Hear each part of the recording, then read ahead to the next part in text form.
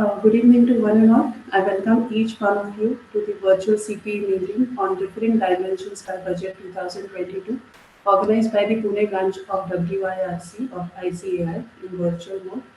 Today we have with us an eminent personality, Shri Chandrashekhar, who has 22 years of vast experience working with NSDL Group. He has published numerous books and articles, has won a lot of awards, and has delivered more than 3,700 lectures on economic and investment related topics. He has been delivering lectures on annual budgets presented by central government since 1988.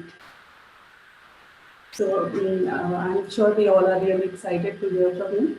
I also welcome CA Sabir Latta, Chairman and Treasurer, Pune branch of ICAI. During the webinar, if you have any questions, you may please put them in the Q&A panel and we'll address them towards the end. I now request CA Sabir Latta, the Chairman, sir, to give a welcome address. Well, thank you, Avanti. Good evening. Today's speaker, very eminent speaker, Honorable Chandrashekhar Tilak, sir. CA Avanti Gadgi, today's MOC, and all the August audience. Good evening and welcome in today's webinar on differencing dimensions by budget.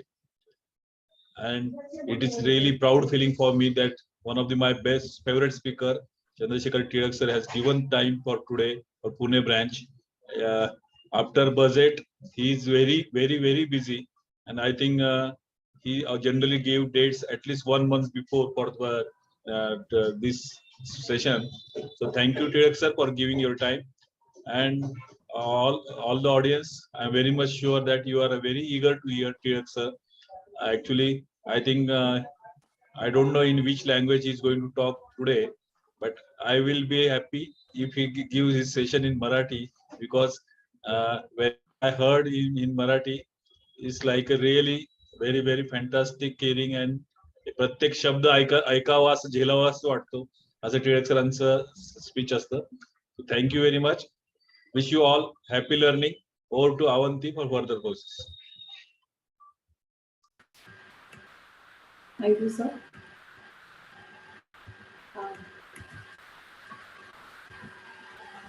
I now take the honor to introduce our today's speaker. He is retired in May 2020 after 22 years of working with NSDL Group. He was a Chief Risk Officer and Executive Vice President with NSDL, E-Governance Infrastructure Limited. He has handled various activities relating to NPS. He has a number of certifications, including CMMI certification, CRA, FC inspection and coordination, call center coordination, stock exchange settlements, and the list is endless. He was previously associated with Index Share and Stockbroking Limited as Assistant Vice President, with SEBI as a Division Chief Investigation, youngest Division Chief, the Stock Exchange Mumbai, that is VSC, and he also has the honor of being the youngest officer sent on deputation from any of the recognized stock exchanges.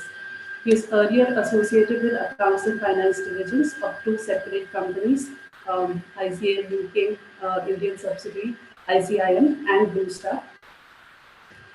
He has written numerous books and articles have been published. To name a few: Kuntam Guru, Arthanubhav, Market Makers, Modi Arthakaran, Niti and Raniti. So he's written articles on Mobinomics.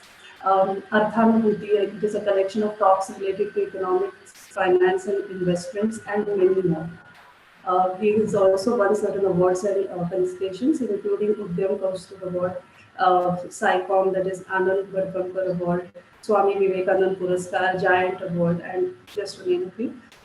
Like I said, he has been delivering lectures on annual budget since 1988. He has also delivered talks on relevant economic and financial topics from time to time, and delivered more than 3,700, total more than 4,300 lectures on various topics. So over to you, sir. Good evening, everybody. Just a second, sir. I will take 1 minute. Before Tilak sir start, I would like to make one announcement. Since last 2 years, Pune branch is trying to make arrangement of RRC, domestic RRC or international RRC. Many times we tried that, but due to COVID, it was also cancelled every time. But now we are taking the RRC at Kashid Beach Prakriti Resort in this month. By tomorrow afternoon, the details announcement will be done. So members, please keep reservation for your dates in this month of February for Kashid Beach. This time, we are very much sure that the RRC will be happen 100%. It won't be cancelled. So thank you very much.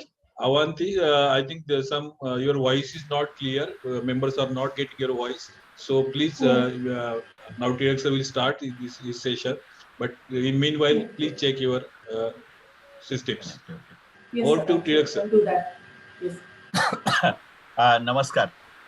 Sameer Laddha sir म्हणले तसं मराठीमध्ये जास्तीत जास्त बोलतो. मध्ये मध्ये जिथे इंग्रजी शब्द आपल्या जास्त सोयीचे आहेत तिथे इंग्रजी शब्द वापरतो. कल्पना आशा करतो की माझा व्हॉइस क्लिअर आहे, पण जर नसेल तर जरूर चॅट बॉक्सचा उपयोग करा. आणि लड्ढा सर आणि अवंती गाडगीळ मॅडम यांची परवानगी घेऊन असं सांगतो की गाडगीळ मॅडम जरी म्हणालेल्या असल्या की आपण सगळी प्रश्नोत्तर सेशनच्या शेवटी करू, तरी सुद्धा जर तुम्हाला असं वाटलं की मी बोलत असताना तुम्हाला काही मुद्दा तुम्हाला मांडायचा आहे, तर फक्त एकच करूया की तुमचा माईक ऑन करू नका, कारण आपण जवळजवळ 60 जण आता आहोत. अनेक माणसं ह्याच्यामध्ये ऍड होतील. आणि गेल्या 2 वर्षात जवळजवळ 250-300 ऑनलाईन सेशन घेतल्यानंतर माझ्या असं लक्षात आलंय की जर चुकून आपल्यापैकी दुसऱ्या कोणाचा माईक ऑन राहिला तर कनेक्टिव्हिटीमध्ये प्रॉब्लेम येऊ शकतो. आणि त्यातही गेले 2 दिवस कधी जिओ आणि कधी व्होडाफोन आपल्याला त्रास देत आहे. त्यामुळे तुम्ही चॅटच्या माध्यमातून जरी आत्ता प्रश्न विचारलात तरी जर शक्य झालं तर माझ्या बोलण्याच्या ओघामध्येच त्या मुद्द्यांना मी स्पर्श करतो. आणि जर तरीही काही राहिलं तर गाडगीळ मॅडम म्हणाल्या तसं किंवा अवंती मॅडम म्हणल्या तसं आपण शेवटी सेशनच्या जरूर उत्तर घेऊ. तुमचा प्रश्न इंग्लिशमध्ये आला तर उत्तर इंग्लिशमध्ये देईन, मराठीत आला तर मराठीमध्ये देईन. त्यामुळे तसं काही चिंता करू नका. आज मला पूर्ण कल्पना आहे की 8 फेब्रुवारीला संध्याकाळी आपण बोलतोय आणि 1 फेब्रुवारीला सकाळी बजेट येऊन गेलाय. आणि तुमच्या सीए प्रोफेशनल्स सारख्या माणसांनी ऑलरेडी ते बजेट कोळून पेलं असायला याची मला पूर्ण कल्पना आहे. आणि ICIIच्या पुणे ब्रँचनी ह्याच्यावरती खूप मोठं सेशन घेतलं तर आणि जवळजवळ 7-8 वेगवेगळे प्रॅक्टिसिंग आणि प्रोफेशनल चार्टर्ड अकाउंटंट्स या विषयावरती बोलले होते. आणि त्यामुळे साधारणपणे या विषयातल्या कुठच्या गोष्टींची चर्चा झाली आणि कुठची नाही याची मला एक काही प्रमाणात तरी कल्पना आहे. त्यामुळे माझं संपूर्ण डेलिबरेशन जे मी तुमच्याशी बोलणार आहे त्याच्यामध्ये आजपर्यंत जे मुद्दे प्रिंट मीडियामध्ये, सोशल मीडियामध्ये किंवा व्हॉट्सअप युनिव्हर्सिटीमध्ये आलेले नाहीत त्या मुद्द्यांवरती लक्ष केंद्रित करण्याचा माझा प्रयत्न राहील. अवंती मॅडमनी माझी ओळख करून देताना जसं सांगितलं तसं 1988 सालपासून मी बॉम्बे कॅपिटल मार्केटची किंवा फायनान्शियल सर्व्हिसेसची रिलेटेड आहे. खरं म्हणजे माझी संपूर्ण 40 वर्षाची करिअर ही फायनान्शियल सर्व्हिसेस मध्ये आहे. आणि त्या दृष्टिकोनातनं आणि आता रिटायर झाल्यामुळे थोडा तटस्थ किंवा इंडिपेंडेंट व्ह्यू मी या संपूर्ण गोष्टींबद्दल घेऊ शकतो. कारण शेवटी तुम्ही जेव्हा एखादी पोस्ट हँडल करत असता त्यावेळेला त्याच्याबरोबर येणारी प्रोफेशनल लिमिटेशन्स मला पूर्ण जाणीव आहे. परंतु सुदैवाने ज्या इंडस्ट्रीशी माझा खूप जवळचा संबंध गेल्या 40 वर्षात आला त्या प्रत्येक गोष्टीला इथे टच करण्यात आलाय. आणि त्या दृष्टिकोनातनं कुठचीही राजकीय रंगसंगती आड येऊ न देता, कारण आता माझं आडनाव टिळक, मी डोंबिवलीला राहतो, त्यामुळे मी कुठच्या पक्षाचा मतदार असेल हे वेगळं सांगण्याची आवश्यकता याच्यातला भाग नाही. पण तो कुठचाही कलर येऊ न देता एकंदरीतच या बजेटचं जर इम्प्लिमेंटेशन झालं तर त्याच्यामुळे येणाऱ्या ज्या वेगवेगळ्या ऑपॉर्च्युनिटीज आहेत, सीए प्रोफेशनल म्हणून, इन्व्हेस्टमेंट प्रोफेशनल म्हणून, गायडन्स प्रिन्सिपल म्हणून, प्रोफेशनल म्हणून, अगदी अनेक जण तुमच्यापैकी प्रॅक्टिसिंग चार्टर्ड अकाउंटंट असे असतील की जे या त्या स्वरूपामध्ये एज्युकेशनल इन्स्टिट्यूटशी निगडीत असू शकतील, चार्टर्ड अकाउंटंट म्हणून, ऑडिटर म्हणून, इंटरनल ऑडिटर म्हणून, काही वेळेला फॅकल्टी मेंबर्स म्हणून.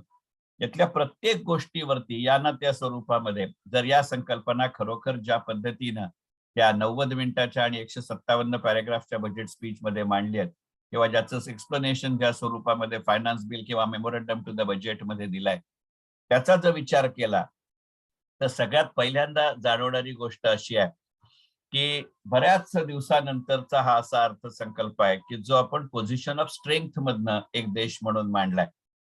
आणि हा राजकीय टर्न नाहीये, याचे कॉर्पोरेट वरती होणारे परिणाम फार मोठ्या प्रमाणावरती आहेत. याचं कारण असं आहे की अर्थसंकल्पाच्या आदल्या दिवशी जो इकॉनॉमिक सर्व्हे आला त्या इकॉनॉमिक सर्व्हे पासून काही प्रमाणामध्ये आपण गणित लक्षात घेऊ. कारण IMFने असं म्हटलं किंवा इतर अनेक जागतिक संस्थांनी असं म्हटलं की येणाऱ्या काळामध्ये आपल्या देशाचा GDP ग्रोथ रेट हा 9%, 9% किंवा त्याच्यापेक्षा सुद्धा जास्त असू शकतो. पण इतकं असून सुद्धा इकॉनॉमिक सर्व्हेनी मात्र 8 ते 8.5% दरम्यान आपला GDP ग्रोथ रेट राहील अशी सावध भूमिका घेतलेली आहे. आणि आपल्या प्रत्यक्ष अर्थसंकल्पीय भाषणामध्ये जरी तो 9% जास्त असेल असं म्हटलं असलं तरी it is more like a mission statement. कारण जसं इकॉनॉमिक सर्व्हे प्रेझेंट करताना आपले इकॉनॉमिक ऍडवायझर सुमित सन्याल म्हणाले की 4-5 घटक असे आहेत की जे आपल्या सरकारच्याही अखत्यारीमध्ये असू शकणार नाहीत. तुम्ही सगळे CA मंडळी आहात, त्यामुळे कदाचित जसं तुम्ही CA ऑडिट रिपोर्ट देताना म्हणता की based on the information and documents made available to us from time to time, तशा पद्धतीचं हे गणित आहे. किंवा मगाशी अवंती मॅडम म्हणल्या तसं मी सेबीमध्ये काम केलेलं आहे आणि त्याचा जो डिस्क्लेमर क्लॉज आहे त्याचं ड्राफ्टिंग करणारी जी टीम होती त्यातला मी भाग होता. अशा पद्धतीचा डिस्क्लेमर क्लॉज कदाचित तो आहे का याचा विचार केला पाहिजे. पण ते जे 4-5 घटक आहेत ते अशासाठी महत्वाचे आहेत की ते खरोखरच आपल्यापैकी कोणाच्याही हातात नाही, कितीही पॉवरफुल तुमचं सरकार असलं तरी. त्यातला एक घटक असा आहे की त्यांनी असं गृहीत धरलंय की येणाऱ्या काळामध्ये आपल्या देशातल्या पावसाचं प्रमाण हे समाधानकारक राहील. तुम्ही सगळे प्रॅक्टिसिंग चार्टर्ड अकाउंटंट आहात किंवा CA प्रोफेशनल्स आहात, तुम्ही या माझ्या मताशी सहमत व्हाल की एकंदरीतच जगातल्या इतर अनेक देशांच्या तुलनेमध्ये करोनाचा हा 21 महिन्याचा काळ आपण त्यातल्या त्यात सुसह्य पद्धतीने काढला. आपल्याला अडचणी आल्या नाही तसं भाबडं विधान मी करणार नाही. पण याचं एक महत्वाचं कारण असं होतं की या अन्नधान्याच्या उत्पादनाने एकंदरीतच ऍग्रिकल्चरनी किंवा फूड आणि फूड प्रोसेसिंग इंडस्ट्रीनी आपल्याला मोठ्या प्रमाणावरती हात दिला. आणि हे जर चालू ठेवायचं असेल तर आपण कितीही इरिगेशनच्या चर्चा केल्या तरी हे नाकारता येणार नाही की आपलं कृषी क्षेत्र हे मोठ्या प्रमाणावरती पावसावरती अवलंबून आहे. आणि येणाऱ्या काळामध्ये पावसाचं प्रमाण कसं असेल ह्याचा जसा विचार करावा लागेल, कारण ते आपल्या हातात नाही. त्याचबरोबरीने 2021 या वर्षात जसा अवेळी पाऊस पडला तसा अवेळी पाऊस पडणार नाही, अनसिजनल रेन्स होणार नाही, याचाही विचार करावा लागेल. कारण 2021 हे कॅलेंडर वर्ष केवळ करोनाने खाल्लं असं नाही, तर 2021 हे कॅलेंडर वर्ष असं होतं की जानेवारी ते डिसेंबर या 12च्या 12 महिन्यांमध्ये आपल्या देशामध्ये पाऊस पडला. म्हणजे मी गमतीने माझ्या 2 एक्स कलिगना सांगत होतो, ते ऑफिसमधनं सबॅटिकल घेऊन इंग्लंडमध्ये शिकायला जात होते. मी त्याला म्हटलं तुला त्या निमित्ताने घराबाहेर पडण्याची संधी मिळते म्हणून जात असशील तर काही हरकत नाही, पण अदरवाईज इंग्लंडचं जे क्लायमेट आहे अनप्रेडिक्टेबल रेन ते आता आपण आपल्याही देशात आणलंय. आणि तसंही इंग्लंडमधल्या 4ही महत्वाच्या युनिव्हर्सिटीनी इंडियन युनिव्हर्सिटीशी टायअप केलाय. त्यामुळे जसं वर्क फ्रॉम होम करतोय तसं स्टडी फ्रॉम इंडिया तुला करता येईल का? या दोन्ही प्रपोजिशन्स यंदाच्या बजेटमध्ये सुरू केलेले आहेत, त्याला मोठी चालना दिलेली आहे. आणि त्यामुळे अनसिजनल रेनचाही विचार करावा लागेल. एक तिसरा घटक त्यांनी असं म्हणलंय की येणाऱ्या काळामध्ये पेट्रोलच्या किमती, डिझेलच्या किमती या एका रिझनेबल रेंजमध्ये राहतील. आपण गेल्या 20-21 महिन्यामध्ये करोनाच्या काळामध्येही आणि अदरवाईजही असं पाहिलं की जेव्हा आपल्या देशाची ऑइल इम्पोर्ट्स हे पूर्णपणे प्राइस इनॅलिस्टिक आहेत. जगाच्या बाजारामध्ये तेलाच्या किमती काय आहेत याच्यावरती तुमच्या माझ्या मागणीचं प्रमाण अवलंबून नाहीये. पण एक गोष्ट आपल्याला जिओपॉलिटिकल रिझन्समुळे, इकोपॉलिटिकल रिझन्समुळे, सोशिओ पॉलिटिकल रिझन्समुळे अशी लक्षात आली की पेट्रोलमध्ये आपल्याला जेवढी कॉस्ट ऑफ ॲक्विजिशन महत्वाची आहे तितकीच आपल्यासाठी कॉस्ट ऑफ डिस्ट्रीब्युशन किंवा कॉस्ट ऑफ लॉजिस्टिकही महत्वाचं आहे.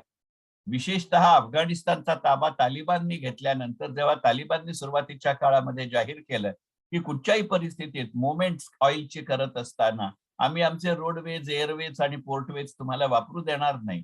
त्यामुळे इम्पोर्टिंग देश म्हणून आपण आणि एक्सपोर्टिंग देश म्हणून कुठचाही आखाती देश जरी तोच राहिला तरी संपूर्ण माझं ट्रान्सपोर्ट लॉजिस्टिक्स बदललं.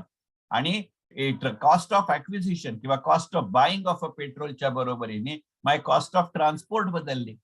आणि तसंही एकंदरीतच करोनाच्या काळामध्ये एनर्जी असेल, औषधं असतील, पॉवर असेल, ॲग्रिकल्चरल प्रॉडक्ट असतील, याची लॉजिस्टिक्स काय पद्धतीने आपण वापरली याचाही विचार आपल्याला करायला लागला.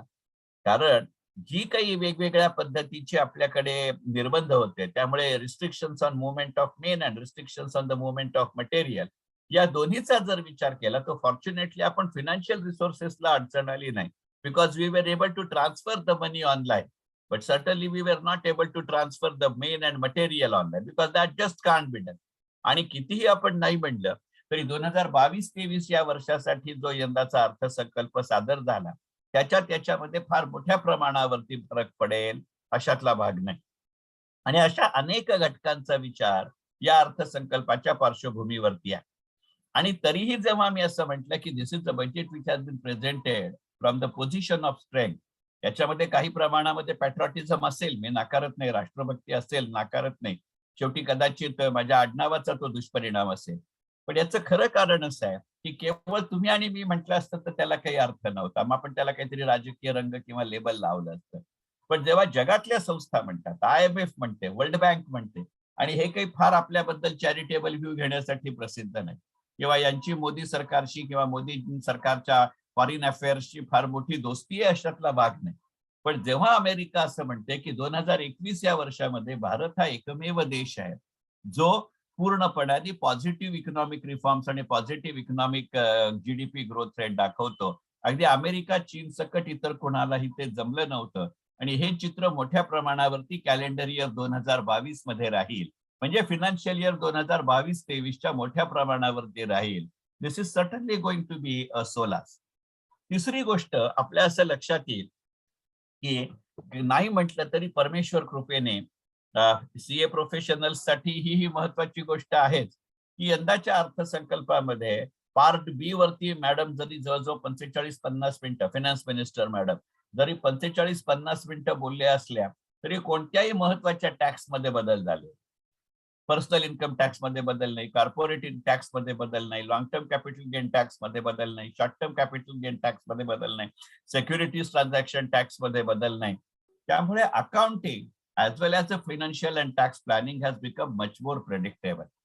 And now government is on record saying that instead of making many changes, we want to have a more stable tax revenue. आणि मोर आणि स्टेबल हे दोन्ही शब्द महत्वाचे आहेत. मोर हे जितकं स्टेबलचं ऍडजेक्टिव्ह किंवा विशेषण असू शकतं तेवढं more in quantum of a value याही दृष्टिकोनातून विचार करता येईल. त्यामुळे तुम्ही जर CA प्रोफेशनल म्हणून एखाद्या कंपनीचे किंवा अनेक कंपन्यांचे प्लॅनर असाल, फिनान्शियल प्लॅनर असाल, टॅक्स प्लॅनिंग पेक्षा सुद्धा, तरी एका गोष्टीचा इथे विचार करता येईल. मी जाणीवपूर्वक मगाशी GSTचा उल्लेख केला. याचं कारण असं की GST अस्तित्वात आल्यापासून GST काउन्सिलही अस्तित्वात आले, आणि त्यामुळे GSTचे रेट काय असावे, GSTचा स्लॅब काय असावा, GST मध्ये पेट्रोल, डिझेल, सोनं, दारू असावं की नसावं, हा निर्णय आता केंद्र सरकारच्या अखत्यारीत राहिले. ते पूर्णपणे GST काउन्सिलच्या अखत्यारीत गेले, आणि त्यामुळे ते अर्थसंकल्पात असणार नाहीत याचं अत्यंत सरळ मोठं गणित होतं. मला कल्पना आहे की CA प्रोफेशनल्सनी किंवा CA इन्स्टिट्यूटनी सुद्धा अर्थमंत्र्यांकडे काही मागण्यांचं निवेदन दिलं होतं अर्थसंकल्प सादर व्हायच्या आधी. आता त्यातल्या मागण्या किती सादर झाल्या, किती मान्य झाल्या, किती नाही झाल्या, हा माझ्या आजच्या विश्लेषणाचा विषय नाही, कारण सर्टनली CA इन्स्टिट्यूटचे पदाधिकारी त्याच्यावरती जास्त अधिकारवाणीने बोलू शकतील. I am not privy to that because I am not a chartered accountant by profession, and certainly as such there is no question that I would be a part and parcel of that delegation. परंतु काही गोष्टींचा विचार आपल्याला इथे एका वेगळ्या अँगलनी करावा लागेल, आणि त्यामुळे पुढचं जे काही मी डेलिबरेशन करणार आहे, तुमच्या प्रश्नांची उत्तरं देणार आहे, त्यावेळेला या क्षेत्राचा जो असलेला अनुभव आहे त्या क्षेत्रांवरती मी जास्तीत जास्त लक्ष केंद्रित करणार. मी मगाशी म्हटलं तसं की यंदाचा अर्थसंकल्प पोझिशन ऑफ स्ट्रेंथ मध्ये असण्याचं कारण अशासाठी आहे की काही गोष्टी ह्या परफॉर्मन्सच्या आधारात आपण या देशामध्ये विचार केला किंवा या अर्थसंकल्पामध्ये विचार केला, आणि त्याच्या बरोबरीने अनेक गोष्टी आपण परसेप्शनच्या दृष्टिकोनातूनही विचार केलाय, हे लक्षात घेतलं पाहिजे. आणि त्यामुळे 40-42 वर्ष फायनान्स मध्ये काढल्यानंतर तुमच्यापैकी अनेकांना कल्पना आहे की माझ्या करिअरची सुरुवात मी ICL UK मध्ये कॉम्प्युटर प्रोग्रॅमर म्हणून केली. नंतरची 8 वर्ष मी ICIM आणि ब्लू स्टार मध्ये अकाउंट्स फायनान्स मध्ये काम केलं, आणि 88 नंतर मग कधी बॉम्बे स्टॉक एक्सचेंज असेल, कधी सेबी असेल, कधीची 2 वर्ष एका ब्रोकिंग फर्मचा ट्रेडिंग इन्चार्ज म्हणून असेल, आणि नंतरची 22 वर्ष NSDL मध्ये असेल, जसा मगाशी अवंती मॅडमने माझी ओळख करून देताना उल्लेख केला. त्याच्यामध्ये देवदयेनी किंवा ऑफिसच्या बॉसेसच्या कृपेने म्हणा किंवा अभव कृपेने म्हणा, ते मी तुमच्यावरती सोडतो. माझ्याविषयी गमतीने NSDL मध्ये म्हटलं जातं की HR, ऍडमिन आणि अकाउंट ही 3 डिपार्टमेंट सोडून मी प्रत्येक ऍक्टिव्हिटी पाहिली. त्यामुळे integration of hardware with commercial activity, integration of software with commercial activity हे मी खूप जवळनं पाहिलं. यंदाच्या अर्थसंकल्पाचं जर एका अर्थाने वर्णन करायचं झालं तर मी अशा अर्थाने वर्णन करीन की एकंदरीतच आपल्या डेली पार्लन्स मध्ये अल्फाबेट डी हे आपण क्रिमिनल अर्थाने वापरतो, दाऊद गँग वगैरे साठी आपण ते जोडतो. पण यंदाच्या अर्थसंकल्पामध्ये अल्फाबेट डी हे डेव्हलपमेंटच्या बरोबरीने एका दुसऱ्या सकारात्मक अर्थाने म्हणजे डिजिटल अशा अर्थाने वापरलाय. आणि you would agree with me की वन्स एनीथिंग और everything becomes digital and that too along with a paper format, under such circumstances the job of a finance professional undergoes a tremendous change. म्हणजे जसं तुम्ही ऑडिटच्या बाबतीत म्हणता की सुरुवातीच्या काळामध्ये it use to be a paper based audit, then it became a system based audit, and now along with the system based and paper based audit, now you have to do the audit around the system as well. मग जर मी अशी एकंदरीतच माझी environment अकाउंट्सच्या बरोबरीने सर्वच क्षेत्रात जर digital कडे नेत असेल तर तुम्ही आणि मी विचार करू की एक फायनान्स प्रोफेशनल म्हणून माझ्या किती वेगवेगळ्या गोष्टी येतात. आणि सीए इन्स्टिट्यूट सारखी जी अत्यंत ज्याला आपण सोशली रिस्पॉन्सिबल ऑर्गनायझेशन असं म्हणतो, त्यांच्या दृष्टिकोनातनं केवळ CSR ऍक्टिव्हिटी, केवळ कॉर्पोरेट रिस्पॉन्सिबिलिटी म्हणून नव्हे तर किती वेगवेगळ्या पद्धतीच्या गोष्टी याच्यामध्ये इन्व्हॉल्व्ह होतील याचा माझ्या डेलिबरेशन मध्ये मी विचार करायचा प्रयत्न करतो. कारण मी जेव्हा असं म्हटलं तर एक गोष्ट लक्षात घेऊ की म्हणजे दैनंदिन ह्या 40-42 वर्षाच्या करिअरमध्ये मी 3 डिजिटल ट्रान्सफॉर्मेशनचा साथीदार आणि साक्षीदार आहे. म्हणजे I have participated in the process getting that implemented as well as I have been at a receiving end in a good sense as a user. मी जेव्हा 80 मध्ये ICL मध्ये सुरुवात केली तेव्हा ICL UK through it's ICIM that is Indian subsidiary, ज्याची एक factory तुमच्या पूर्वी नगर रोडला अडवाणी एअरलेकॉनच्या बाजूला होती, आता आहे की नाही मला माहिती नाही, but they were the largest supplier of hardware Hollerith systems अख्ख्या जगाला, specially eastern part of the world म्हणजे भारत आणि ऑस्ट्रेलिया याच्या दरम्यानच्या प्रत्येक देशाला हॉलरिच विकायचं काम आम्ही केलं होतं. पण जगामध्ये जरी आम्ही लोकांना कॉम्प्युटर विकत होतो, त्यांचे अकाउंट्स कॉम्प्युटराइज करून देत होतो, तरी सुद्धा ICLचे स्वतःचे अकाउंट्स किंवा ICIMचे स्वतःचे अकाउंट्स कॉम्प्युटराइज नव्हते. मी तिथे काम करत होतो तेव्हा कॉम्प्युटरायझेशन होतं and I was the youngest employee age wise आणि career wise of that ICIM, आणि त्यामुळे त्याचं बरंचसं गधामजुरीचं काम मला करावं लागलं. But that give me an exposure की पेपर सिस्टम्स आणि अकाउंट कम्प्युटर बेस्ड अकाउंट म्हणजे आधी ऑडिटरलाही ते कम्प्युटर बेस्ड अकाउंट समजून द्यायला लागायचे आणि वर तो माझेच दोष किंवा गुन्हे त्यातले चुका शोधून काढायचा. हे पहिले ट्रान्सफॉर्मेशन पाहिलं.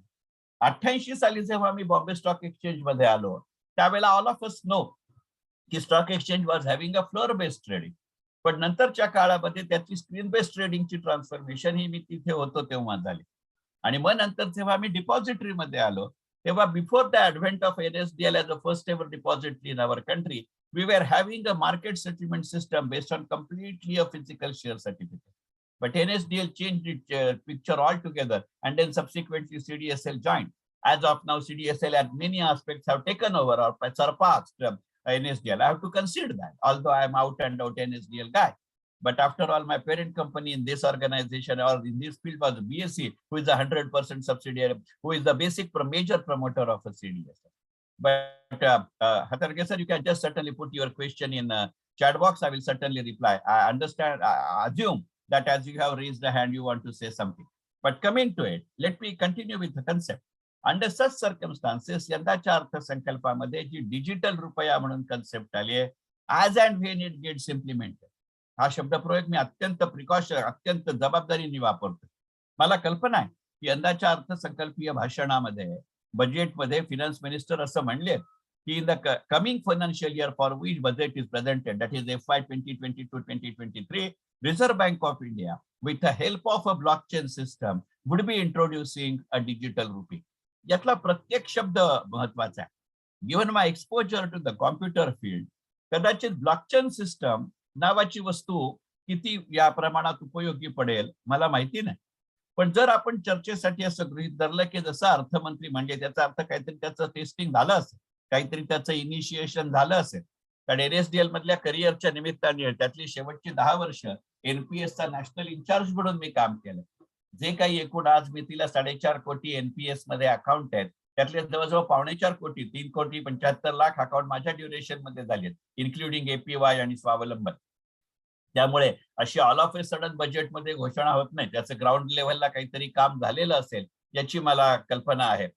And now 2 participants have raised their hand. If you have to raise a question, certainly you can raise a question. Until the time I receive your question, I will keep on talking. Otherwise आपल्याला session पुढे नेणं शक्य नाही. तुम्हाला mic on करून प्रश्न विचारायचा असला तरीच मला ते लक्षात येईल. तुम्ही सर्टनली विचारू शकता. तुम्हाला चॅटमध्ये प्रश्न विचारायचा असला तरीही माझी हरकत नाही. एक शिवाजी देसाई सरांचा प्रश्न होता आणि अजून एक मगाशी कोणाचं तरी नाव होतं, I forgotten name. Okay, can I go ahead or shall I wait for the question to be raised? Okay, till the time I receive a question, as I said, I'm going ahead.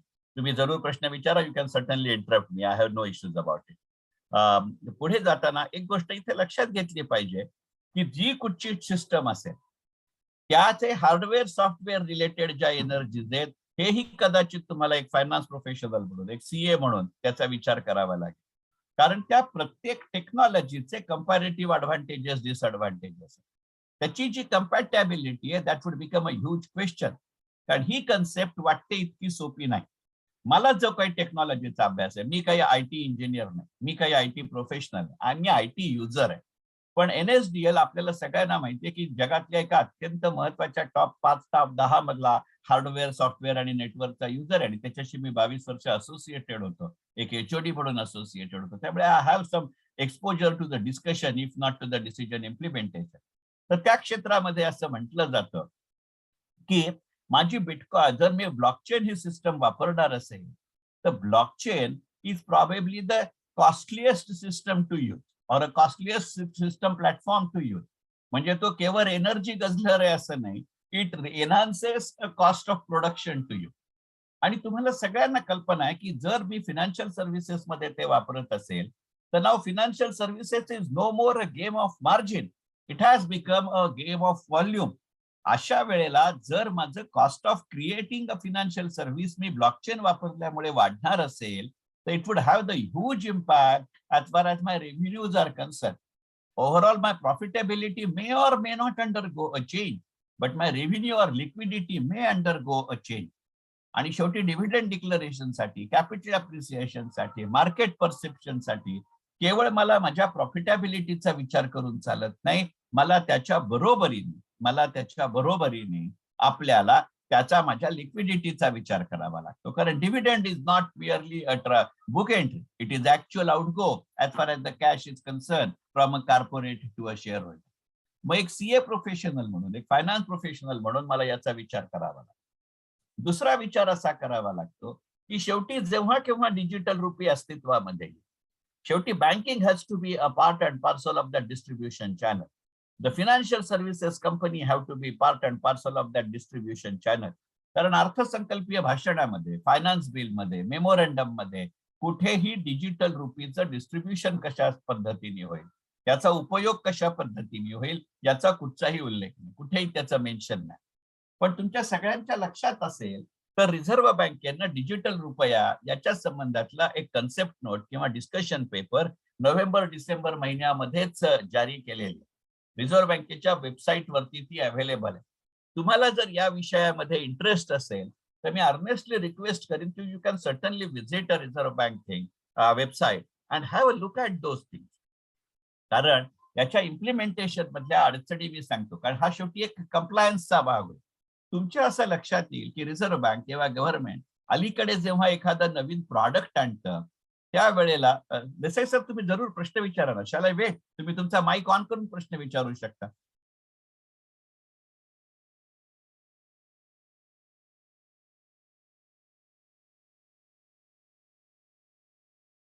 मला प्रश्न chat मध्येही दिसत नाहीये आणि ऐकूही येत नाहीये. Avanti madam, if you are able to listen you can tell me. Madam आपण करू शकतो का, अनम्यूट करू शकतो पार्टिसिपंट्स? हो करू शकतो. आता करायचंय का? किंवा मग जर शेवटी करायचं असेल तर शेवटी करूया, म्हणजे जर ते सेंट्रली चालेल. मग सेंट्रली कंट्रोल्ड असेल तर ते तसं करू, काही हरकत नाही. Okay, I was not extremely sorry. चालेल चालेल, ठीक आहे. Desai sir, I would request you to withhold your question. Probably it may get answered during my deliberation. Otherwise, I will certainly keep major time for question answer session. असं काही मीच एकट्याने बोललं पाहिजे असा काही माझा हट्ट नाही. Okay, coming back to the point. तर एक गोष्ट लक्षात घ्या की ते मी certainly come out along with a time table set to it. आणि मग तो एकदा कंप्लायन्स इश्यू झाला की रिझर्व्ह बँक एकंदरीत बँकांच्या मध्ये अलीकडच्या काळामध्ये काय वेगाने लागते याची आपल्याला कल्पना आहे. आणि इथे compatibility of a banking system would come in to play. मला अटल पेन्शन योजना आणि स्वावलंबनच्या वेळेला याचा अत्यंत भारी अनुभव आहे. आणि भारी शब्द मी संसदीय म्हणून वापरलाय, खरं म्हणजे मला वाईट अनुभव आहे असं म्हणायचं. याचं कारण अशासाठी आहे की त्यांच्या प्रत्येकाचे सिस्टम प्लॅटफॉर्म्स हे वेगवेगळे आहेत. आणि त्यामुळे मी एक सेंट्रल प्लेस मध्ये सॉफ्टवेअर तयार करून त्यांना त्याच्या त्या स्वरूपामध्ये देऊ शकत नाही. आणि मग मला ते प्रत्येक ठिकाणी कस्टमाइज करत राहावं लागतं. ते करण्यात अडचण नसते, पण जितकं जास्त कस्टमायझेशन करावं लागतं तितकं माझं जस्टेशन पिरियड वाढतं.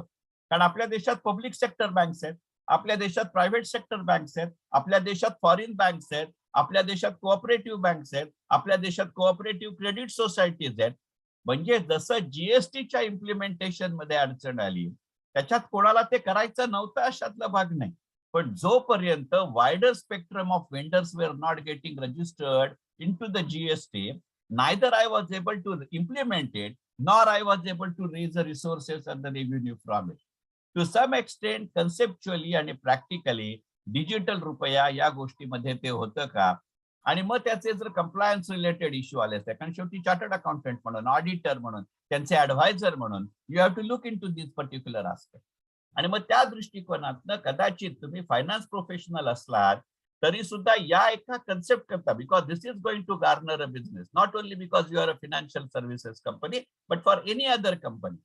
कारण रिझर्व्ह बँकेच्या त्या एका कन्सेप्ट नोटमध्ये असं म्हणलंय की सुरुवातीच्या काळामध्ये सगळ्याच व्यवहारांना डिजिटल रुपया वापरता येईल. ही सिच्युएशन फार आदर्श आहे, फार आयडियल आहे, पण ते तसं होईल असं मला वाटत नाही. जसं डिमटेरियलायझेशन ऑफ शेअर्सच्या सुरुवातीच्या काळामध्ये आपण असं म्हणलं की सुरुवातीला किंवा आजही कायदा मला असं सांगतो की जोपर्यंत मी शेअर्स फक्त होल्ड करणार आहे, मी बाजारात विकणार नाहीये, तोपर्यंत आजही मला ते शेअर फिजिकल फॉर्म मध्ये ठेवण्याची मुभा आहे. पण जर मी बाजारामध्ये ते विकणार असेल, त्याची सेटलमेंट डिलिव्हरी म्हणून मी शेअर्स देणार असेल, तर ते मात्र मला कंपल्सरी डीमॅट शेअर्स मध्ये द्यावे लागतात, डिमटेरियलाइज फॉर्म मध्ये द्यावे लागतात. पण सुरुवातीच्या काळामध्ये सेबीनी आणि सरकारने कन्सेन्ससने असं ठरवलं की देशामध्ये अनेक कंपन्यांच्या शेअर्सची उलाढाल होते शेअर बाजारामध्ये, पण सुरुवातीला फक्त 8 महत्वाच्या कंपन्यांमध्ये करू आणि मग ते टप्प्याटप्प्याने वाढवत we made it applicable to all the shares.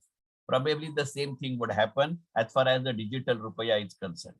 इथे तुमच्या लक्षात येईल की जोपर्यंत डिजिटल रुपया आला म्हणून आता जो पेपर करन्सी फॉर्म मध्ये आपलं चलन आहे किंवा आपली करन्सी आहे ती बाजूला जाणार नाहीये.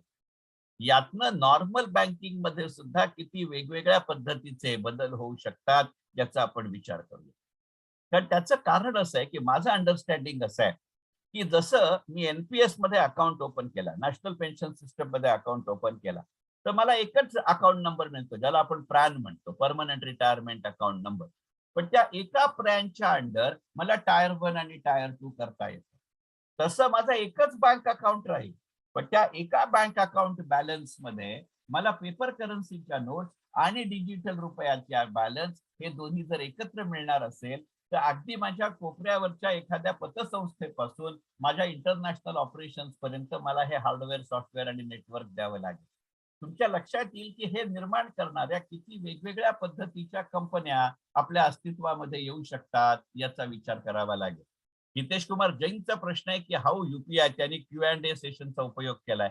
How UPI and Aadhaar based payment differ from digital currency. Sir 101% तुमच्या या प्रश्नाचं उत्तर देतो.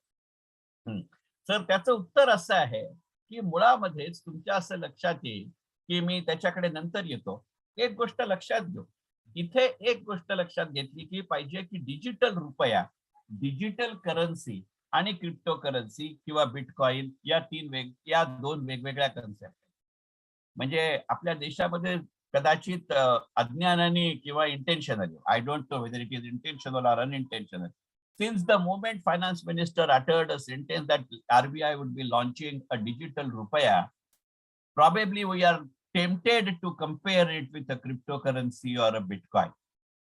But I beg to differ, not because of my political color, but because of my exposure and experience of a financial services. Let me be very clear. It may be a matter of active judicial prudence and active legality. If someone may sue you if you try to compare a cryptocurrency or a Bitcoin, that Bitcoin is a leading cryptocurrency. आपल्याकडे conceptually इतका गोंधळ आहे की आपल्याकडे वाटतं की cryptocurrency आणि bitcoin हे वेगवेगळ्या प्रकार आहे. नाही, बिटकॉइन हा क्रिप्टोकरन्सीचाच एक भाग आहे. इनफॅक्ट आज मितीला जगामध्ये 160हून जास्त क्रिप्टोकरन्सी अस्तित्वात आहेत आणि त्यातली अत्यंत महत्वाची आणि फार मोठ्या प्रमाणावर वापरली जाणारी क्रिप्टोकरन्सी म्हणजे बिटकॉइन. म्हणजे जसं आपण आपल्या देशामध्ये लाईफ इन्शुरन्स बद्दल म्हणतो की म्हणताना आपण सहज म्हणून जातो की ICICI प्रुडेन्शियलची मी LIC पॉलिसी घेतली. हा ठार वेडेपणा आहे. अगदी चांगली सुशिक्षित प्रोफेशनली क्वालिफाईड माणसाचं म्हणतात. मग त्याला सांगावं लागतं की अरे माझ्या राजा, ICICI प्रुडेन्शियल हा LIC सारखा लाईफ इन्शुरन्स देणारा एक वेगळी कंपनी.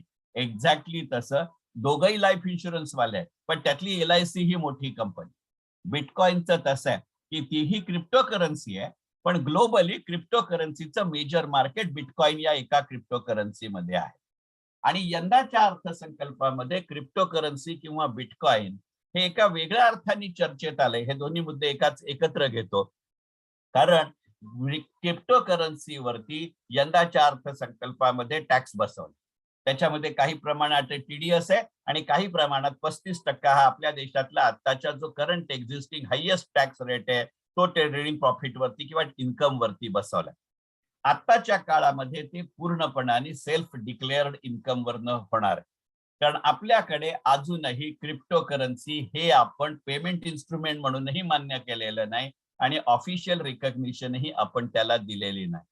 डिजिटल, तुमचा जो सर प्रश्न आहे की digital currency can be formally recognised currency or it may not be a formally recognised currency. तुम्ही जे UPI आणि आधार बेस्ड म्हणलाय त्या गुगल पेला आपण पेमेंट इन्स्ट्रुमेंट म्हणून मान्यता दिली. शेवटी तुमची डिजिटल करन्सी आज कुठची आहे?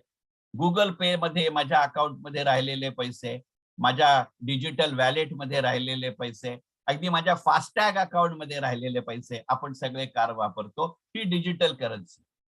गव्हर्नमेंट और reserve bank of India has given an not a official recognition to it as a currency, but Reserve Bank of India has said that okay, if you are making the payment by way of a Google Pay or by way of a Phone Pay or by way of a Bhim Pay or by way of a FASTag, I have no issues till the time the person paying and person receiving it has accepted it. पण त्याला एक legal सॅंक्टिटी अशासाठी आहे, सगळ्यात पहिल्यांदा जेव्हा मी phone पेचा साठी अकाउंट क्रिएट करतो किंवा फास्टॅग साठी अकाउंट क्रिएट करतो तेव्हा सरांनी मगाशी प्रश्न विचारला तसं ते या ना त्या स्वरूपामध्ये माझा आधार किंवा माझं KYC करतो. आणि मुळामध्ये I am transferring the fund from my bank account to these accounts of a digital currency. आणि माझा प्रत्येक बँक अकाउंट हा आधार बेस्ड आणि पॅन बेस्ड. पण त्याच वेळेला let me hasten to add की डिजिटल करन्सी आणि माझा ऑफिशियल रुपया किंवा उद्या येणारा डिजिटल रुपया याच्यामधला महत्वाचा फरक असा आहे की गुगल पेच्या बाबतीत, फोन पेच्या बाबतीत, फास्टॅगच्या बाबतीत reserve bank has clarified it from time and again की बाबा रे, तुम्हाला मान्य आहे, देणाऱ्याला मान्य आहे, घेणाऱ्याला मान्य आहे, मी त्या पेमेंट सिस्टमला मान्यता देतो. माझ्या ऑफिशियल बँक अकाउंट मधनं तुम्ही त्या डिजिटल करन्सी मध्ये कन्व्हर्जन करायला माझी हरकत नाहीये.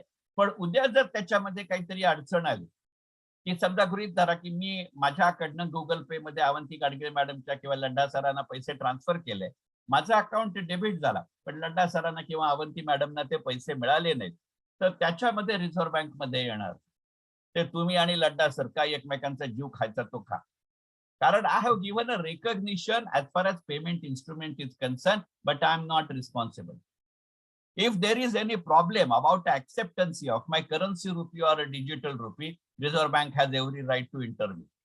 But digital currency मध्ये Reserve Bank is saying till the time both the parties are agreeing, I approve.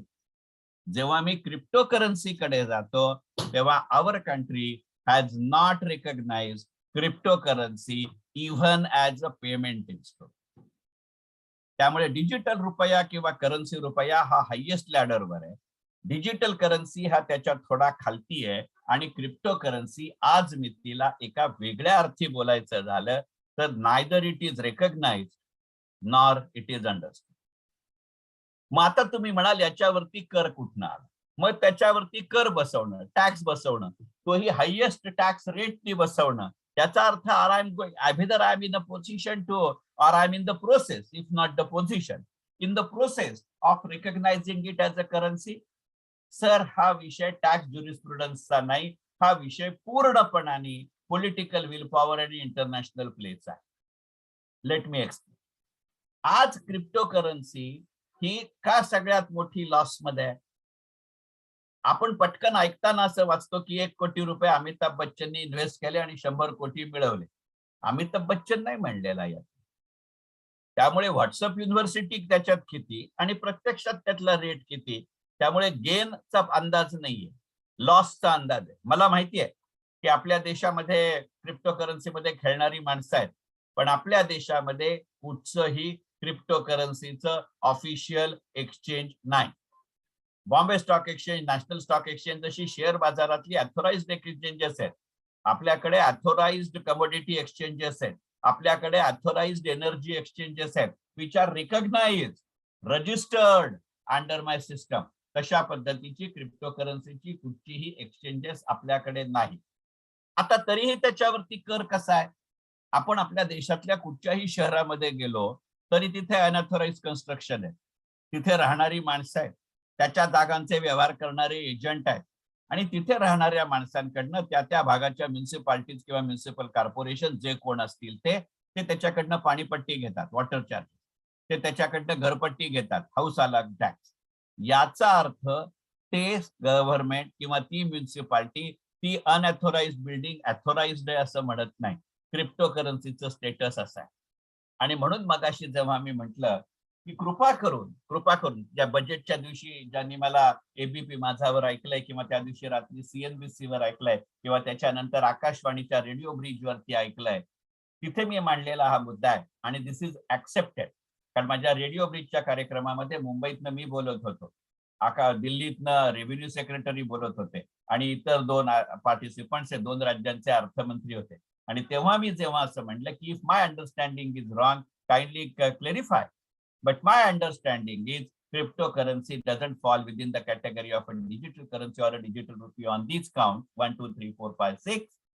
Revenue Secretary said I agree in toto with Shri. तुमच्या लक्षात असेल तर बजेटच्या नंतरच्या दिवशी सुद्धा तरुण बजाज सर असं म्हणाले की जे आपले फायनान्स सेक्रेटरी आहेत की under no circumstance at this juncture I am recognising crypto currency. मी एवढंच म्हणतोय सरकार म्हणून की तुम्ही जर प्रॉफिट मिळवायला तयार आहात तर let me have a share of it. Just because government imposes a tax doesn't mean that legally I am recognizing as that interest. आज हा विषय कुठनं आला? कदाचित imposing a tax would be more a deterrent provision rather than an enabling provision. म्हणजे हा जो पैसा अशा धोकादायक इन्स्ट्रुमेंट कडे जातोय, देशाच्या बाहेर जातोय, तो जाण्यापेक्षा देशांनी मान्य केलेल्या इन्व्हेस्टमेंट इन्स्ट्रुमेंट मध्ये पैसा येण्याचं हे एका आर्थिकचं पॉझिटिव्ह टॅक्सेशन आहे का याचा विचार केला पाहिजे. इथे क्रिप्टो करन्सी अस्तित्वात येईल. पहा, म्हणजे एकीकडे सरकार तुम्हाला फास्टॅगसाठी सक्ती करत आहे. नितीन गडकरींसारखे मंत्री ते म्हणतात तुमच्या प्रत्येक टोल ब्रिज वरती फास्टॅग असेल असं पहा. म्हणजे government is encouraging a digital currency in the form of a FASTag. But the same government in the same period by imposing a tax on cryptocurrency is dissuading you from using a cryptocurrency. याचं कारण असं की मागाशी बोलताना मी म्हटलं तसं की digital रुपया क्रिप्टोकरन्सी नाही, याची 2 कारण. तुमच्यापैकी अनेकांना कल्पना असेल, पण नसेल तर जरा मला 2 मिनिटं ह्या विषयावरती बोलण्याची संधी दे.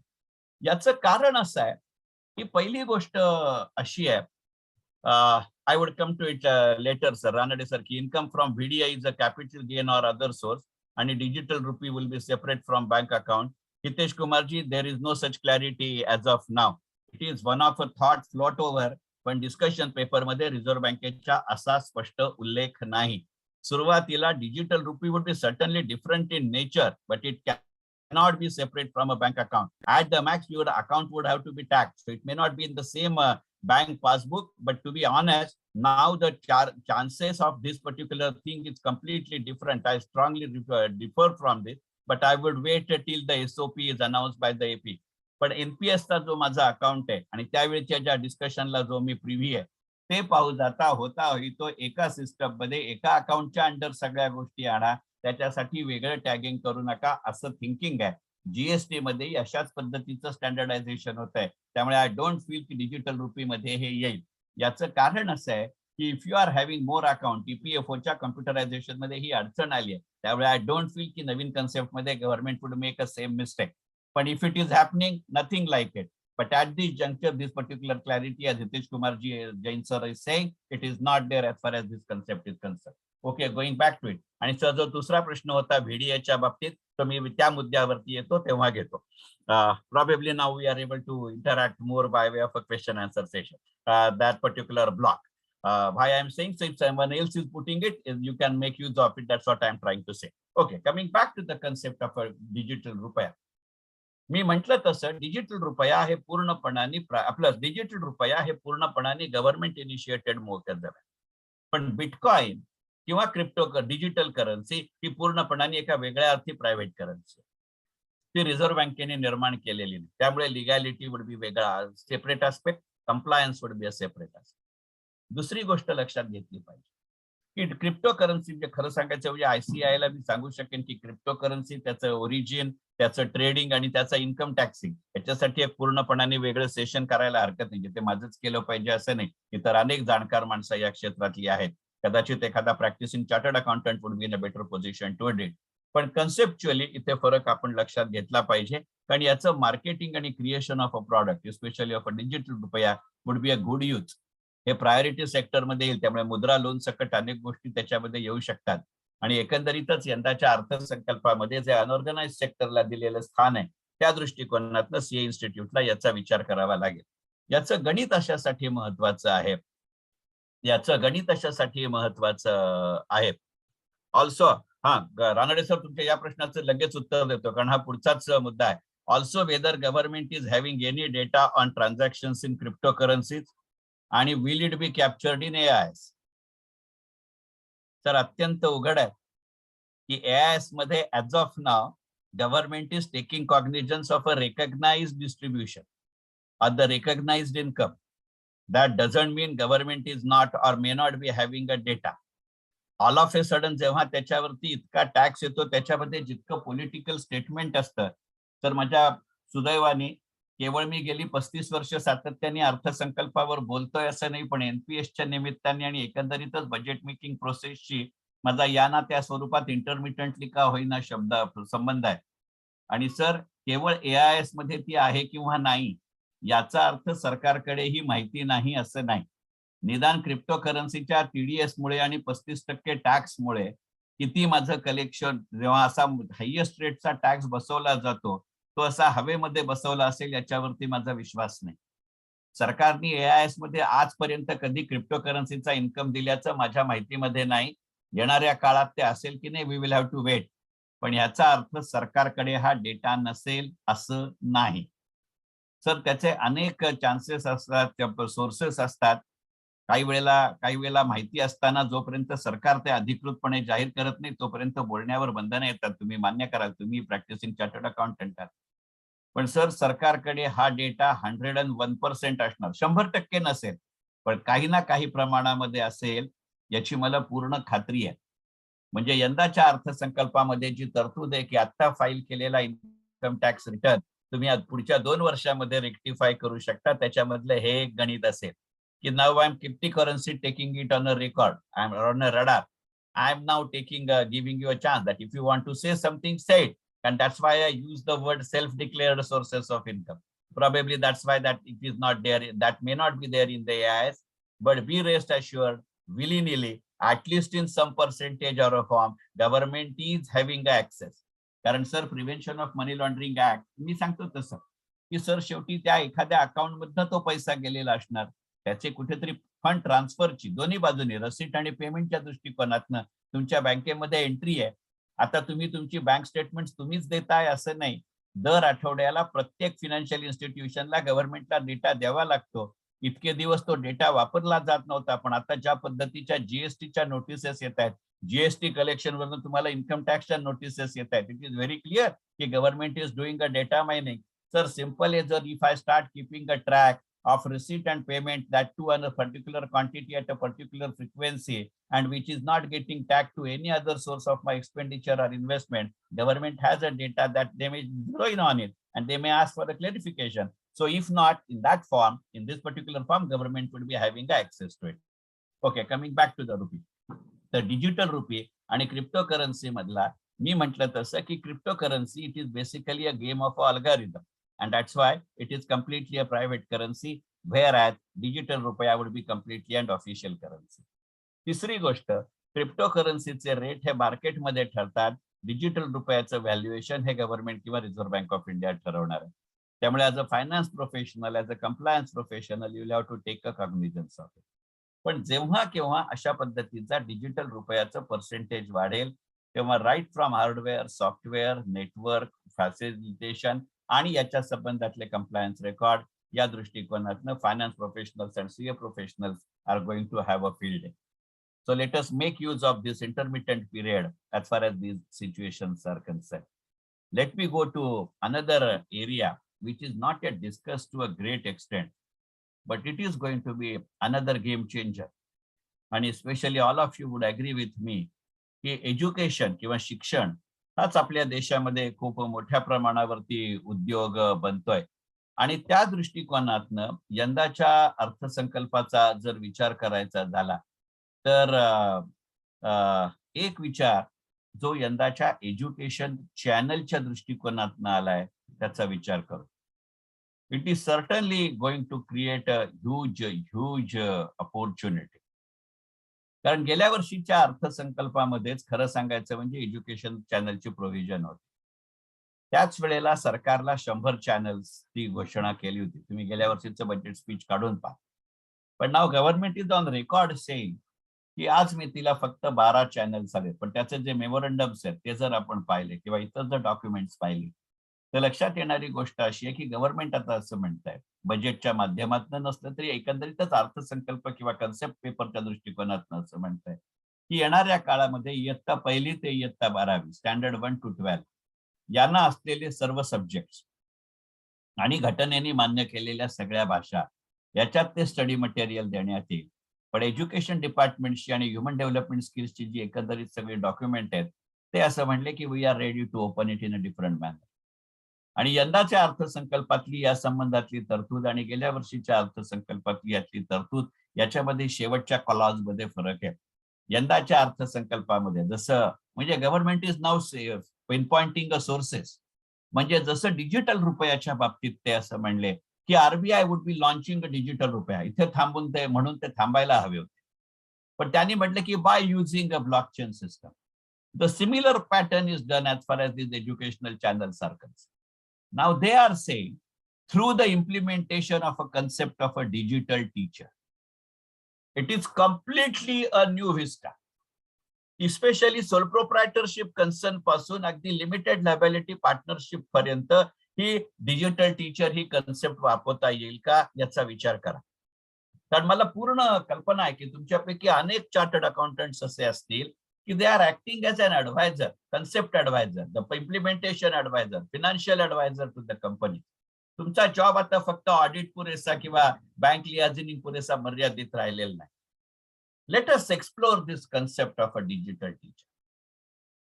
कारण आपण सगळ्यांनी पाहिलं की गेल्या 21 महिन्यामध्ये जर सगळ्यात कुठचे गमती जमतीचे नियम लागले असतील तर ते एज्युकेशनल इन्स्टिट्यूशन्सच्या बाबतीत लागले. ऑफलाईन ऑनलाईन याच्यावरनं जो काही आपण सगळी लगोरी कबड्डी खेळलोय ती अजूनही चालू आहे. त्यामुळे आज मी तिला शिक्षकांपुढचा मेजर प्रश्न असा आहे की आधी मुळातच वर्गात शिकवण्याच्या बरोबरीने त्यांच्यावरती इतर अनेक गोष्टींच्या जबाबदाऱ्या होत्या, अगदी जनगणनेपासून बाकी सगळं. But I am not on that. पण आता सरकारचं म्हणणं असं आहे, मेजॉरिटी राज्य सरकारांचं, की जी मुलं वर्गात येत आहेत त्यांना ऑफलाईन शिकवा आणि जी मुलं वर्गात येत नाहीयेत त्यांना ऑनलाईन शिकवा. Huge task. आणि त्यामुळे कदाचित हे एज्युकेशन चॅनल पुढे गेले नाही. पण realising the coexistence, just like realising the coexistence of a digital rupee along with a paper currency rupee, now majority of our professional institutes or colleges or higher education or senior educations are on autonomous body and self-financing mode. If this particular concept of a digital teacher gets launched in a good sense, and there is every possibility that it would, because education is more in the hand of a private sector now, rather than Rupaya is completely in a control of a reserve bank. So it is government control, but education is not like that. And education is turning out to be an industry. तुम्ही एक कल्पना करा की सरकारने जर अशी एक facility दिली का डिजिटल टेक्चरचे अजून एसओपी डिक्लेअर झालेले नाही, पण आय एम डॅम शुअर की it would be somewhere in this direction. May not be to the extent what I am saying, but it is worth exploring this idea. आणि as a finance professional, as an advising professional, it would be of some interesting. कल्पना करा की आज digital रुपया, कारण आज सकाळी त्याचं मी तुम्हाला उदाहरण सांगतो आणि then it click to me. आज सकाळी मी अहमदनगरच्या लॉ कॉलेजमधले स्टुडंटसाठी आणि त्यांच्या प्रोफेसर्ससाठी बोलत होतो आणि तिथले काही टॅक्सेशन प्रोफेशनल्स होते. तर त्याच्यामुळे साहजिक आता जशी चर्चा क्रिप्टो करन्सी या विषय निघाल्या आली तशी तिथे ती सुरू झाली. मी म्हटलं कदाचित तुमच्या सिलेबसचा तो भाग नाहीये, पण तुमच्या इंटिग्रेशनचा तो भाग आहे.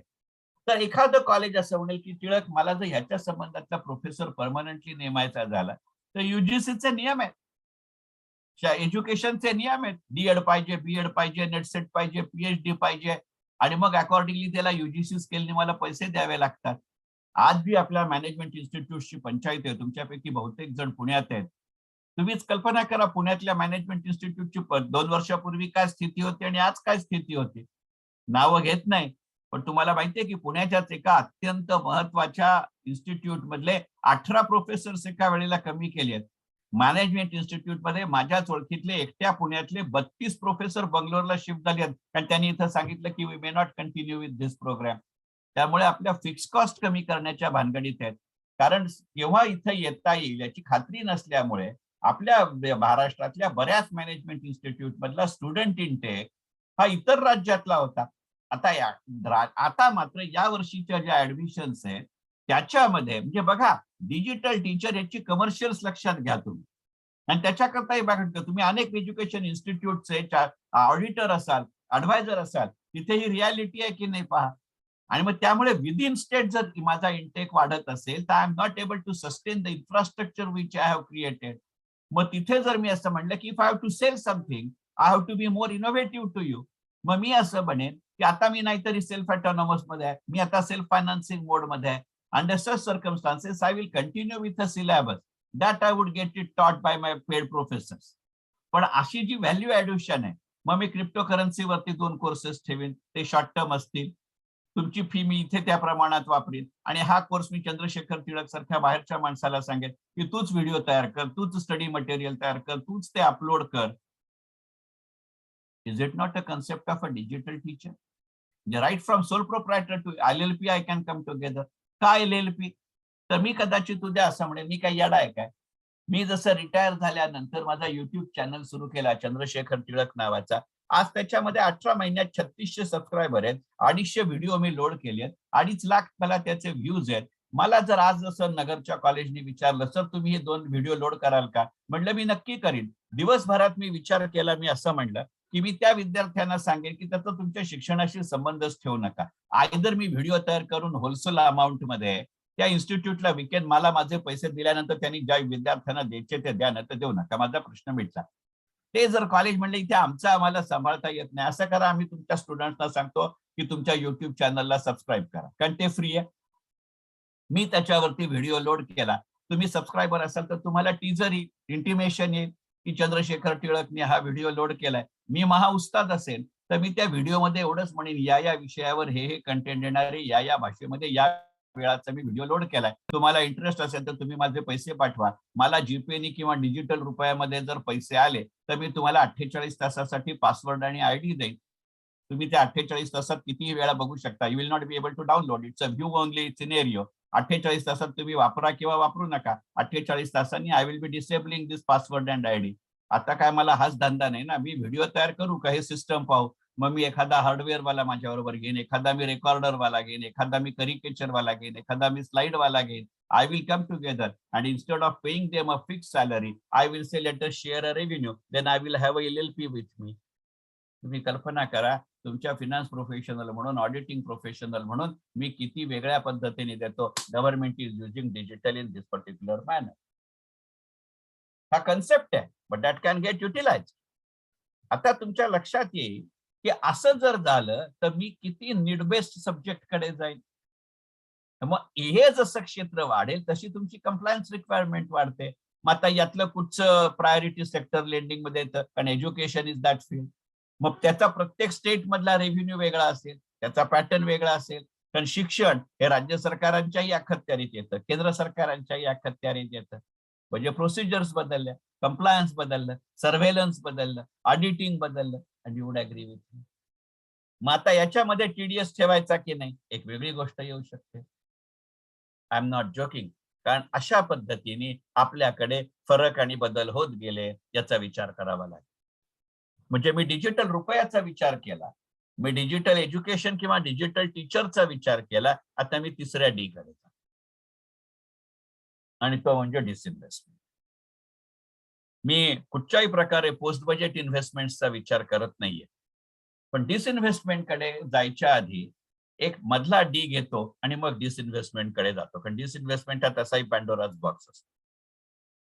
एका वेगळ्या स्कीमला कुठेही उल्लेख किंवा उच्चार न करता गव्हर्नमेंटने एक वेगळंच इंडिकेशन दिलंय. whether it would change my financing pattern altogether, more conceptual in nature, I don't deny, but it needs to be understood very well.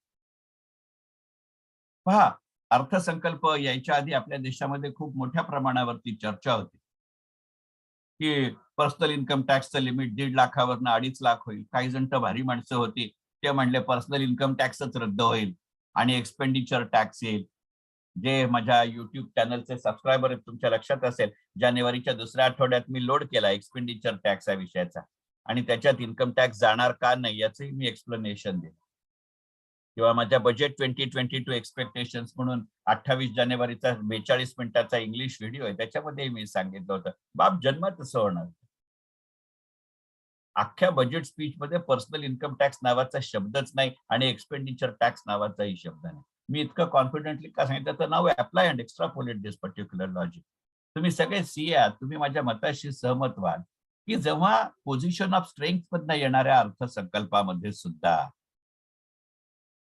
2022-23च्या जर माझ्या गव्हर्नमेंट इन्कमचा मेजर सोर्स ऑफ इन्कम, सगळ्यात मोठा लार्जेस्ट सोर्स ऑफ इन्कम हा जर loans असेल, 35% government income, मी revenue नाही म्हणलं because revenue has to do with tax, income can be other than tax. Government इन्कमच्या एकूण 35%, एकूण गव्हर्नमेंट इन्कमच्या 35% इज कमिंग फ्रॉम लोन्स.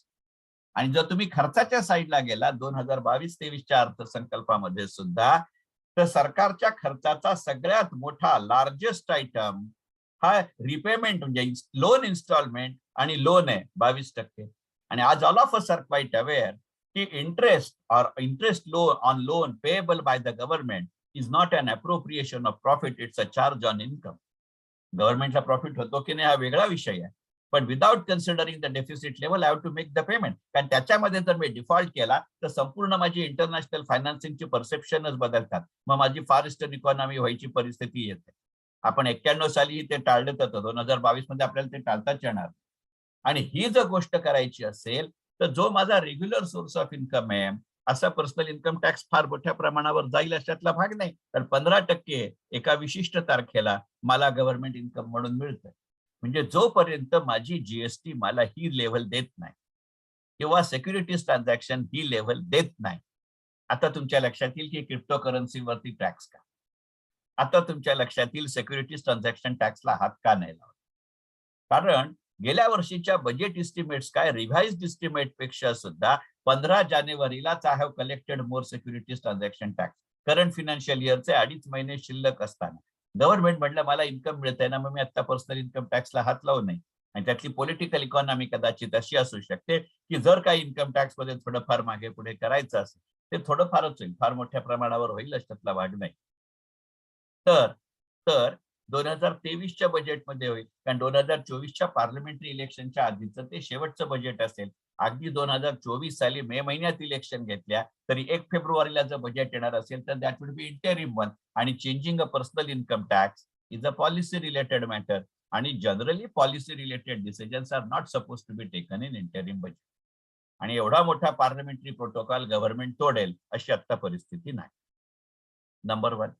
व असा जर विचार करायचा झाला तर एकंदरीतच पुढची 1.5 वर्ष, कारण मे 2024ला इलेक्शन होतील, म्हणजे जर फेब्रुवारी 2023ला झालं नाही तर that may get postponed up to July 2024. कारण मे मध्ये इलेक्शन होणार, गव्हर्नमेंट फॉर्म होणार, त्याच्या पुढे बजेट सेशन होणार आणि मग बजेट आहे. म्हणजे as a finance professional, whether I am getting a defined period as far as my business planning or a tax planning is concerned. करा विचार बजेटचा या दृष्टीकोन. तिसरा मुद्दा किंवा चौथा डी या बजेटमध्ये येतो आणि तो म्हणजे not defined but a derived benefit in the nature of pension. Certainly I'm talking about NPS. आणि over here I would speak from position of strength. मी म्हटलं तसं 10 वर्ष एनपीएसचा नॅशनल इन्चार्ज म्हणून काम केलं. मी सीआरए मध्ये होतो, त्यामुळे मी इन्व्हेस्टमेंट नव्हतो करत, कारण मला ती लिगल परमिशनच. आमचा प्रॉवेस होता की नाही ही तर वेगळीच गोष्ट, legally I am not permitted, but certainly I have seen it from close quarters how the system works. Sir, जेव्हा यंदाच्या अर्थसंकल्पामध्ये अशी तरतूद येते की राज्य सरकारांचं जी कॉन्ट्रीब्युशन आहे ती इतके दिवस 10% होती आणि केंद्र सरकारांची जी कॉन्ट्रीब्युशन होती ती 14% होती. म्हणजे केवळ सरकारच्या एम्प्लॉईजच्या, कर्मचाऱ्यांच्या पगारातनं केंद्र सरकारच्या 14% जात होते आणि राज्य सरकारांच्या 10% जात होते असं नाही. त्याची जी इक्विव्हॅलंट कॉन्ट्रीब्युशन आहे ते केंद्र सरकारही 14% देत होते. आता राज्य सरकारांनाही 14% द्यावी लागेल. म्हणजे दर महिन्यात एनपीएसचा जन्माला येणारा कॉर्पस किती वाढेल हे पहा. आणि एनपीएसची काय पद्धतीने इन्व्हेस्टमेंट होते आपल्याला सगळ्यांना माहिती. मग याच्या जोरावरती सरकार डिसइन्व्हेस्टमेंटचं टार्गेट न देता फार मोठ्या प्रमाणावर कलेक्ट करेल का? याचं उत्तर ठाम होकारार्थी हो असं आहे. आणि आजपर्यंत एनपीएसचा जर विचार करायचा झाला तर ज्या काही प्रमाणामध्ये कॉर्पोरेट सेक्टरमध्ये एनपीएस गेलंय याचं सरळ गणित असं आहे की जेव्हा केव्हा खरोखरच राज्य सरकार अशा पद्धतीनं एनपीएस मध्ये 14% पैसे द्यायला लागतील, ऍटलिस्ट मेजॉरिटी ऑफ दॅम, त्यावेळेला कॉर्पोरेट मे ऑल्सो टिंग इन. कारण फायनान्स बिल मधली प्रोव्हिजन असं आहे, the contribution which is given by employer to the NPS would be a business deductible expenditure subject to certain restrictions. Over a period of time that may get changed or that may bring in align as far as the government contribution is concerned. म्हणजे मी private sector मधला employer असलो किंवा मी private sector मधला individual एनपीएसचा investor असलो तर येणाऱ्या काळामध्ये माझा इन्व्हेस्टमेंट पॅटर्न बदलू शकतो का? याचा अर्थ असा आहे की गव्हर्नमेंट इतक्या लवकर तरी जे interest rate based investment instruments आहेत त्याच्या इंटरेस्ट रेट मध्ये अट्रॅक्टिव्ह बदल करण्याची शक्यता नाही. काय गेले 3 दिवस मार्केट खालती येत आहे, आज वर गेला 180 पॉइंटने, वाढलाय म्हणतो सेन्सेक्स, कारण मराठीत वर गेल्याला पुष्कळ अर्थ आहे, वेगळा अर्थ आहे. मग असा जर विचार करायचा झाला, कारण आता मधले 3 दिवस खालती आलं मार्केट तेव्हा असं म्हटलं गेलं की अमेरिकामध्ये आणि रिझर्व्ह बँकेचा आता ह्या क्वार्टरमध्ये आपल्याकडचे इंटरेस्ट रेट वाढवता येतील असं म्हणतायत. मला स्वतःला तशी शक्यता नाही वाटत. याची कारणं 2. सगळ्यात पहिल्यांदा कोरोनाच्या काळामध्ये जगातल्या इतर देशांनी जेवढे इंडस्ट्रियल लोनचे रेट कमी केले होते त्या प्रमाणामध्ये आपल्या देशामध्ये इंडस्ट्रियल लोनचे रेट कमी झालेले. मग मुळात जे कमी झालेलेच नाही ते किती वाढतील याला काही एक मर्यादा आहे की? आणि जर इंडस्ट्रियल लोनचे रेट वाढले नाहीत तर तुम्हाला आणि मला मिळणाऱ्या डिपॉझिटवरचे कुठले इंटरेस्ट रेट वाढणार आहे? आणि ज्या अमेरिकेसारख्या देशांनी फारच इंडस्ट्रियल लोन रेट कोरोनामुळे आणि इव्हन अदरवाईज कमी केले होते, त्यांना सुद्धा हे लोन रेट वाढवता येत नाहीत ना. गेले 6 महिने चर्चा चालली आहे की फेड रेट्स वुड गो अप. पण त्याची डिस्कशन आहे, इम्प्लिमेंटेशन झाली नाहीये. आणि आज मी तिला एक गोष्ट नक्की आहे की जेव्हा स्टीप हाईकची चर्चा मीडियामध्ये होते तेवढ्या मोठ्या प्रमाणावरती अमेरिकेतच रेट वाढणार नाहीत, तर तुमच्या माझ्याकडनं कुठे वाढणार आहेत? याचा अर्थ माझ्या बिझनेस फायनान्सच्याही दृष्टीने आणि माझ्या पर्सनल इन्कमच्याही दृष्टीने वाढणार आहे का? मग अशा पद्धतीमध्ये एनपीएस मध्ये तुमच्या सगळ्यांच्या लक्षात असेल की इंडिव्हिज्युअल इन्व्हेस्टर करता मॅक्सिमम जर मी ऍक्टिव्ह चॉईस निवडला तर मॅक्सिमम मी 75% इक्विटीकडे जाता येतं. आणि ऑलरेडी डिस्कशन सुरू झाली आहेत की हे लिमिट 85% वाढेल का? मग मी एक व्यक्ती म्हणून, एक टॅक्स ऍडवायझर म्हणून, एक माझ्या क्लायंटचा फिनान्शियल इन्व्हेस्टमेंट कन्सल्टंट म्हणून एनपीएस कडे मी कसं बघतो आणि एनपीएस कडनं माझे इंटरेस्ट रेट कसे वाढतात? कारण इंटरेस्ट रेट एनपीएस मध्ये तुम्हाला डिफाईन्ड बेनिफिट नाही. तुम्ही जी कॉन्ट्रीब्युशन दिली आहे, तुमचा जो कॉर्पस आहे त्याच्यावरती तो रेट ऑफ रिटर्न आहे. म्हणजे कदाचित is it a movement where NPS may come to under E category. मग तो येवो अथवा न येवो, तसंही आता 100% विड्रॉवल कसं करता येतं, टॅक्स फ्री आपल्याला माहिती आहे. If I transfer it entire to the ASP or I transfer take 60% in cash or 40% in ASP, again it becomes EA. मग त्याचा टायर 1 कसा वापरता येतो, टायर 2 कसं वापरता येतं, याच्यामध्ये मी आता जात नाही, कारण it will consume much of a time. आणि गमतीने म्हणायचं तर मी असं म्हणेल की तसं जर तुम्हाला त्याच्यामध्ये खरोखरच इंटरेस्ट असेल तर आता येणाऱ्या 13 तारखेच्या रविवारी सकाळी 9 ते 11 मी एनपीएस वरतीच पेड इन्व्हेस्टमेंट सेशन घेतोय. मला कॉन्टॅक्ट करा, त्या प्रोग्रामला रजिस्टर करा. I will give you 100 ways. कारण एनपीएस मधनं किती रेट ऑफ रिटर्न चांगला करता येतो हे सगळे गिनीपिकचे प्रयोग माझ्यावरती मी करून घेतलेत गेल्या 12 वर्षामध्ये. आणि गेल्या 2 वर्षात या विषयावरची पेड सेशन घेताना मी ज्यांना त्या पद्धतीचे स्ट्रॅटेजी सांगितली, इट हॅज वर्क.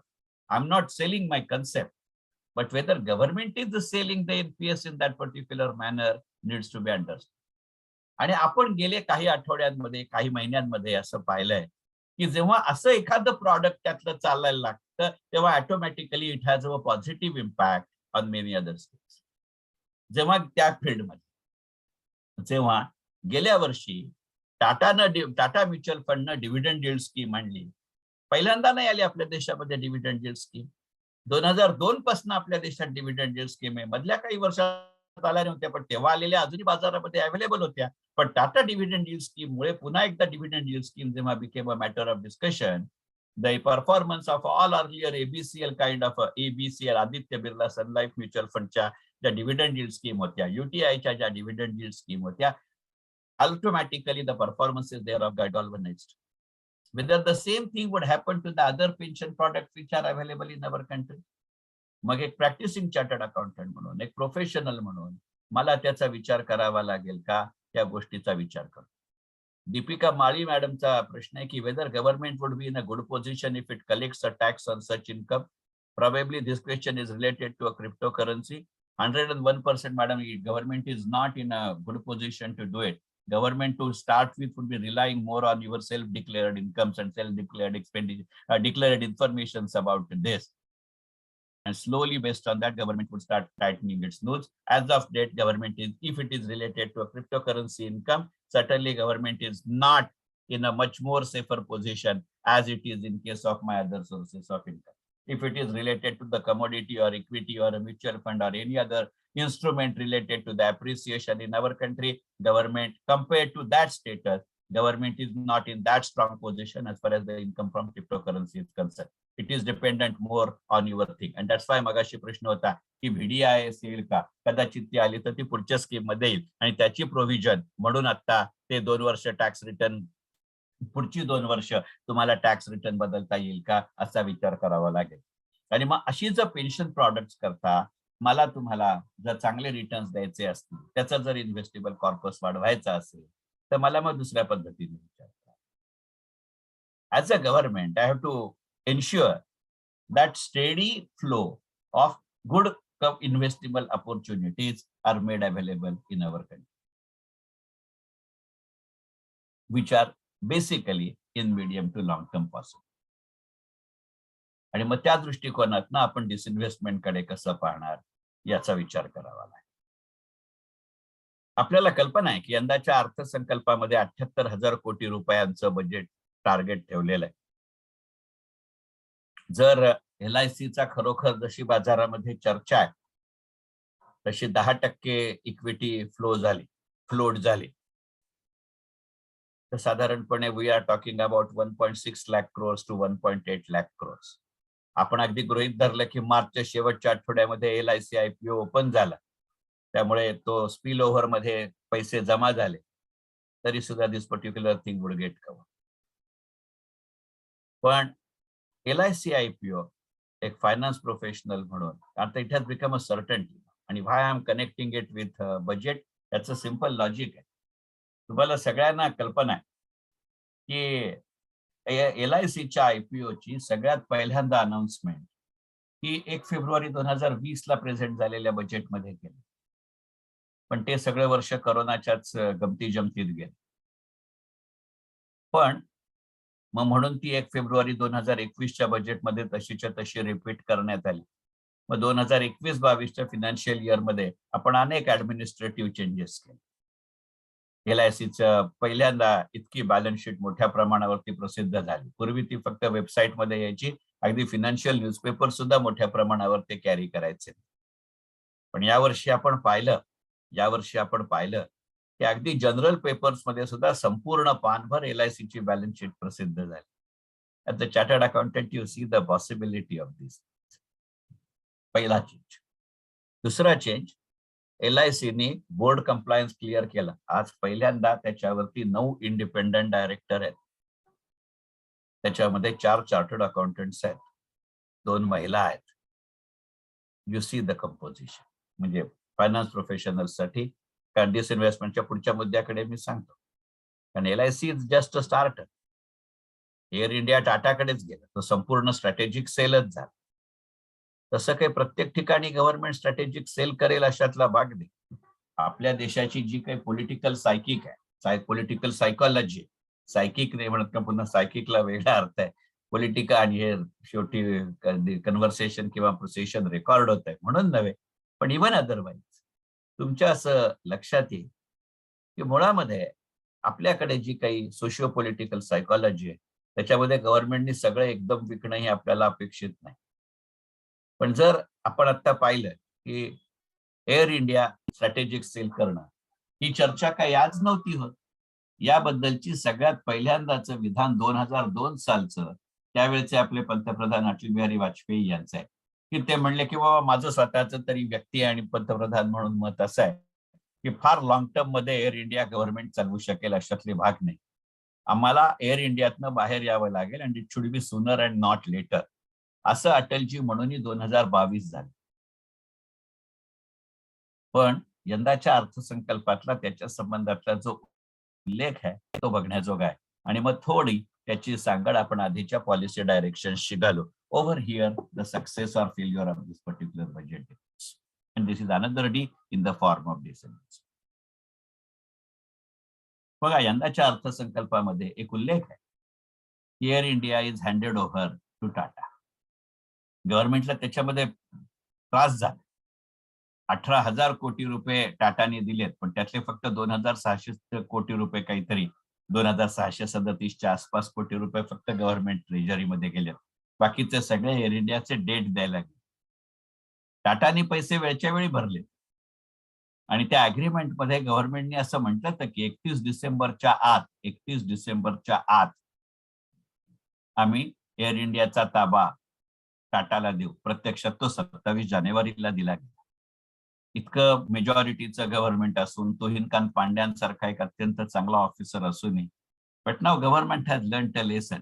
म्हणजे ज्याला आपण प्रोसिजरियल पार्ट, ज्याला आपण लिगल कंप्लायन्सचा पार्ट म्हणतो, now it has been set in to place. Whether it would be a document for study as far as the CA professionals and finance professionals are concern. कारण येणाऱ्या काळातल्या डिसइन्व्हेस्टमेंटचं पोटेन्शियल आपण पाहूया. Air इंडियाच्या बरोबरीने तिथे एक दुसरा उल्लेख की Nilanchal Ispat has been given to a strategic partner. तिथे उल्लेख नाहीये, पण आपल्याला सगळ्यांना माहिती आहे की it is Tata Steel Long. तिथेच उल्लेख आहे की now government would be thinking about the other companies. आता या अदर कंपनीजचं पोटेन्शियल काय आहे, because that is going to change the parameters to a great extent. मी जेव्हा एनपीएसचं काम पाहत होतो, मी तुम्हाला सगळ्यांना माहिती आहे की 31 मे 2020 ला रिटायर झाला.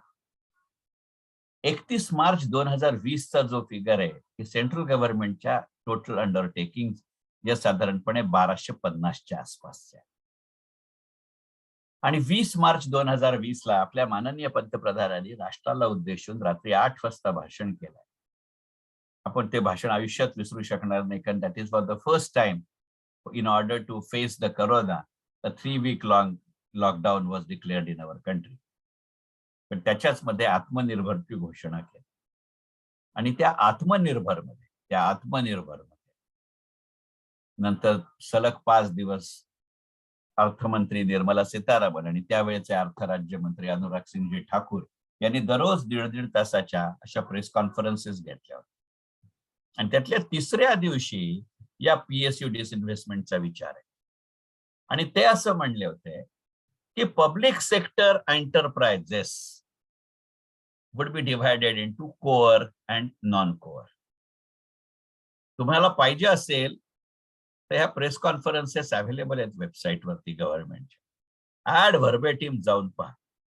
तिथे त्यांनी central government public sector enterprises असं म्हटलेलं नाही. याचा अर्थ it's an enabling provision, it's not a limiting provision. ज्या राज्य सरकारांना वाटतं तेही असं करू शकतात असा त्याचा अर्थ आहे.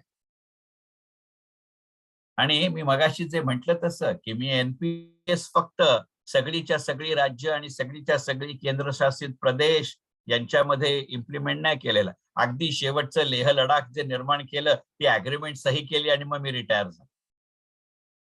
माझ्या कारकिर्दीमध्ये मी 2200 स्टेट ऑटोनॉमस बॉडीज मध्ये इम्प्लिमेंट केलं. आता इम्प्लिमेंट करायचं म्हणजे आधी कोण कोण एलिजिबल स्टेट ऑटोनॉमस बॉडीज आहेत याची तर मला यादी करावी लागली असेल ना. Certainly in last 2 years I don't have access to that information. पण त्यावेळेलाच 31 मार्च 2020 ला सर्व राज्य सरकार आणि केंद्रशासित प्रदेश मिळून जवळपास 40,000 स्टेट गव्हर्नमेंट एंटरप्राइजेस किंवा ज्याला आपण स्टेट ऑटोनॉमस बॉडीज किंवा एसएबीज म्हणतो, म्हणजे त्या 1200 आणि ह्या 40,000 असे 41,200 ही माझी बकेट लिस्ट आहे. याच्यामध्ये मी एअर इंडिया सारखा स्ट्रॅटेजिक सेल करू शकतो, द कम्प्लीट सेल करू शकतो. याच्यामध्ये मी नीलांचल इस्पाट सारखा स्ट्रॅटेजिक सेल करू शकतो. याच्यामध्ये मी आयआरसीटी सारखा, कंटेनर कॉर्पोरेशन ऑफ इंडिया सारखा आयपीओ काढू शकतो, माझगाव डॉक सारखा आयपीओ काढू शकतो. फक्त 3% शेअर दिले आणि यातलं काहीही झालेलं नाही गेल्या वर्षभरात. 2021 मध्ये आपण 1.25 लाख कोटी रुपये इतकी विक्रमी रक्कम प्रायमरी मार्केटमधनं उभी केली आहे. पण त्यातला एकच माझगाव डॉक हा पब्लिक सेक्टर एंटरप्राइजेसचा इश्यू आहे. आणि माझगाव डॉकचं वैशिष्ट्य काय आहे की government tested the water in all respects, not only for IPO. तो स्ट्रॅटेजिक सेल नाहीये, इट्स अ पार्शियल सेल. फक्त 3% इक्विटीच्या माझगाव डॉकचा आयपीओ आलाय. एलआयसीचाही सेल आहे, तो काही स्ट्रॅटेजिक सेल नाहीये. एअर इंडिया सारखा कम्प्लीट विकून टाकला असं नाहीये. नीलांचल इस्पाटचे 50% जास्त भाग टाटा स्टील लॉक घेणार आहे, तसा कम्प्लीट सेल किंवा स्ट्रॅटेजिक सेल नाहीये. 5%, 10% म्हणजे उरलेले 95% किंवा 90% एलआयसी सरकारकडे राहणार आहे. म्हणजे तो आयपीओ किंवा एफपीओ आहे. तुमच्या लक्षात येत आहे का? याच्यामध्ये कंप्लायन्स बदललं, याच्यामध्ये टॅक्सेशन बदललं. तुमच्या लक्षात येते का की एलआयसी मध्ये एक नवीन स्कीम काढली सरकारने. याच्या आधी काही आयपीओ आले नाही तसं नाही. पण यंदा ते असं म्हणले की आजपर्यंत आयपीओ येत होता कोणाचाही, पब्लिक सेक्टरचा असेल किंवा प्रायव्हेट सेक्टरचा असेल, आपल्याकडे रिझर्वेशन्स नव्हती, कॅटेगरीज नव्हत्या. असं नव्हतं काय बाबा एवढा कोटा एचएनआय साठी, एवढा कोटा एफआयआय साठी, एवढा कोटा रिटेल साठी, एवढा कोटा एम्प्लॉई साठी, असं होतं. आता तुम्ही सांगा, एलआयसी मध्ये पहिल्यांदा आली की नाही घोषणा की एलआयसीचे जे पॉलिसी होल्डर्स असतील त्यांच्यासाठी 1 कोटा रिझर्व्ह केला जाईल. मग इफ दॅट बिकम्स प्रेसिडेंस, मग जे माझे युटिलिटी प्रोव्हायडर्स आहेत ते जर पब्लिक सेक्टर एंटरप्राइजेस मध्ये ऑइल कंपनीज असतील, ते म्हणले आमच्या पेट्रोल पंपवाल्यांना देतो, आमच्या डिस्ट्रीब्युटरना देतो, तर आणि मग if they make this enabling provision for a public sector enterprises, how you can stop private sector enterprises coming out with the, and 1,25,000 कोटींमध्ये, but government is on record even this budget speech, we do not want to crowd the private investment sources. याचा अर्थ they are not coming in the way. याचा अर्थ ते एका वेळेला ज्यांना ज्याच्यामध्ये IPO करायचा असेल, एफपीओ करायचा असेल, स्ट्रॅटेजिक सेल करायचा असेल, कम्प्लीट सेल करायचा असेल, कारण गव्हर्नमेंट इज ऑन रेकॉर्ड की पब्लिक सेक्टर एंटरप्राइजेस मध्ये आम्ही कोअर आणि नॉन कोअर करू. कोअर मध्ये जे सेक्टर येतील मग त्याच्यात डिफेन्स येईल, त्याच्यामध्ये स्टील येईल, त्याच्यामध्ये सिमेंट येईल, त्याच्यामध्ये कोळसा येईल, त्याच्यामध्ये इन्फ्रास्ट्रक्चर येईल, त्याच्यामध्ये एका वेळेला जास्तीत जास्त 4 सरकारी कंपन्या असतील आणि 4 पेक्षा ज्या जास्त सरकारी कंपन्या कोर सेक्टर मध्ये असतील, either they would get merged in these 4 companies or periodically in a systemic staggered manner government would be coming out with these companies. आता मर्जर ऍक्विजिशन जर वाढलं तर सीए प्रोफेशनल्स मजा आहे की नाही, चांगल्या हाती बिझनेस अपॉर्च्युनिटी अशा दृष्टी, म्हणजे एकीकडे माझी ऑडिट रिक्वायरमेंट कमी होते, टॅक्स रिक्वायरमेंट कमी होते, पण एकीकडे माझं हे फील्ड वाढतंय की नाही. आता तुम्ही कल्पना करा की इथेच LIC IPO थांबलाय का? कालचं स्टेटमेंट आहे तुहिनकांत पांड्यांचं, याचा अर्थ 101% यंदाच्या या आठवड्यामध्ये सेबीमध्ये डॉक्युमेंट जात आहे. तुहिनकांत पांडे काही वेडा माणूस नाहीये. मी ते ओरिसाचे चीफ सेक्रेटरी होते तेव्हा त्या माणसाला कमीत कमी 100 वेळा भेटलोय. तो माणूस जेवढा टेक सॅव्ही आणि लॉ सॅव्ही आहे, फार मोठा माणूस आहे. तो ज्या अर्थी यंदा असं म्हणला की there is every likelihood, quoted a statement, guarded a statement, but it is an indicative statement. कारण सेबी मध्ये डॉक्युमेंट फाईल करेस तर officially he can't speak, but being 100% government company he is a compliance officer for them असं म्हणता येईल. कारण IPO papers are getting finalise by the DIPAM department of which he is a secretary. आणि तो म्हणला की there is a लाईकलीहुड that LIC may give the shares of LIC in their IPO to their policy holders at a concessional rate. माझं cost of acquisition बदललं तर माझं capital गेनचं प्रमाण बदललं की नाही. आता अप्लाय और extrapolate it to the other sectors. खरा विचार म्हणजे माझं मार्केटिंग बदललं, मार्केटिंग बदललं की माझी प्रॅक्टिस बदलली. आणि मग तुम्ही जेव्हा ऑडिट करता, जेव्हा तुम्ही कंप्लायन्स इन्श्युअर करता, जेव्हा तुम्ही सर्व्हेलन्स इन्श्युअर करता, ऑडिट अराउंड द सिस्टम, तेव्हा याचा तुमचं वेगळं फील्ड बदलतं. आणि ही 41,000 मधली पुढची अनेक वर्षाची पॉसिबिलिटी. करा विचार. It's a huge game, it's a huge game. आणि शेवटचा डी घेऊन मी थांबतो आणि मग क्वेश्चन आन्सरला ओपन करतो. एक सेक्टर पूर्णपणाने वुड इमर्ज कम्प्लिटली. का मला ह्याचा का विचार करावा लागतोय? एक गोष्ट लक्षात घ्या की this is not going to get restricted only to a public sector enterprises.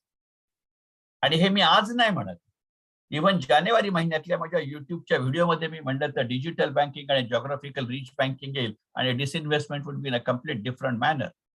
मी म्हटलं तसं मी काही एवढा सरकारच्या जवळ नाही की कोणीतरी कानात येऊन मला सांगेल तुम्ही पेपरमध्ये बातमी वाचली, मीही पेपरमध्ये बातमी वाचली, काय दुसरं काही क्लू नाही. पहा, पब्लिक प्रायव्हेट पार्टनरशिप हा शब्द काय आजचा नाही आहे आपल्याकडे, यंदाच्याही बजेटमध्ये आहे. पण आजपर्यंत जेव्हा आपण पब्लिक प्रायव्हेट पार्टनरशिप म्हणत होतो त्यावेळेला बहुतांश वेळेला नव्हे 99% केसेसमध्ये आजपर्यंत असं झालंय की public sector enterprises use to initiate a discussion and get in tie up with a private partner. मग ते कॅपिटल करता असेल, ते टेक्नॉलॉजी करता असेल, ते इम्प्लिमेंटेशन करता असेल. पण जानेवारी महिन्यामध्ये आपण एक गमतीची गोष्ट पाहिली. HDFC bank entered into a tie up with Indian postal payment bank. काय धमाल आहे. HDFC bank is the leading private sector bank of Maharashtra. त्यांच्या नंबर ऑफ ब्रँचेस जास्त आहे. इंडियन पोस्टल पेमेंट बँकेच्या फक्त 200 ब्रँचेस आहेत. पण Indian postal bank as of now is 100% subsidiary of Indian post, ज्यांची 3 ते 3.25 लाख पोस्ट ऑफिसेस आहेत देशभर. ज्यांनी मला तुमच्या आपण पुणा स्टेशनच्या बाहेरच्या एका हॉटेलमध्ये प्रोग्राम केला होता रिसेंटली, तो इन पर्सन कार्यक्रम होता. मगाशी समीर लड्डा सर म्हणले तसं. आणि तेव्हा मी म्हणलं तर watch out for Indian postal payment. पहा त्याच्याशी टायअप केलं.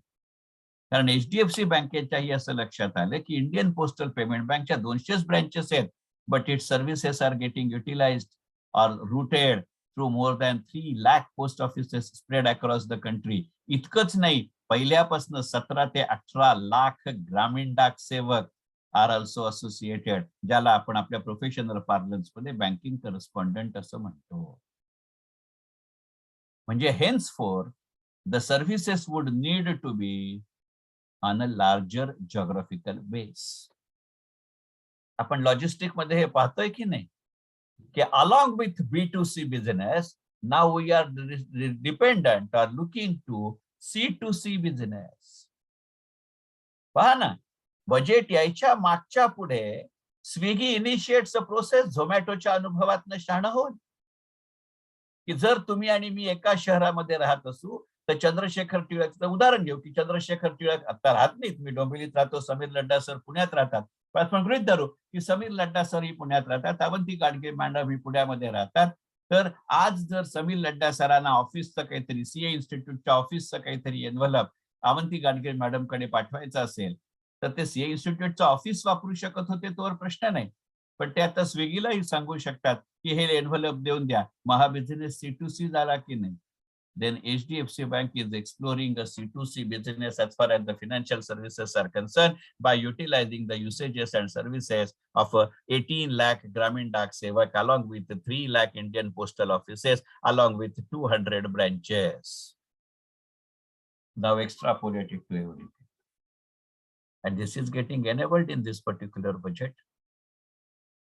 And a last D, and that is defense. Huge propensity.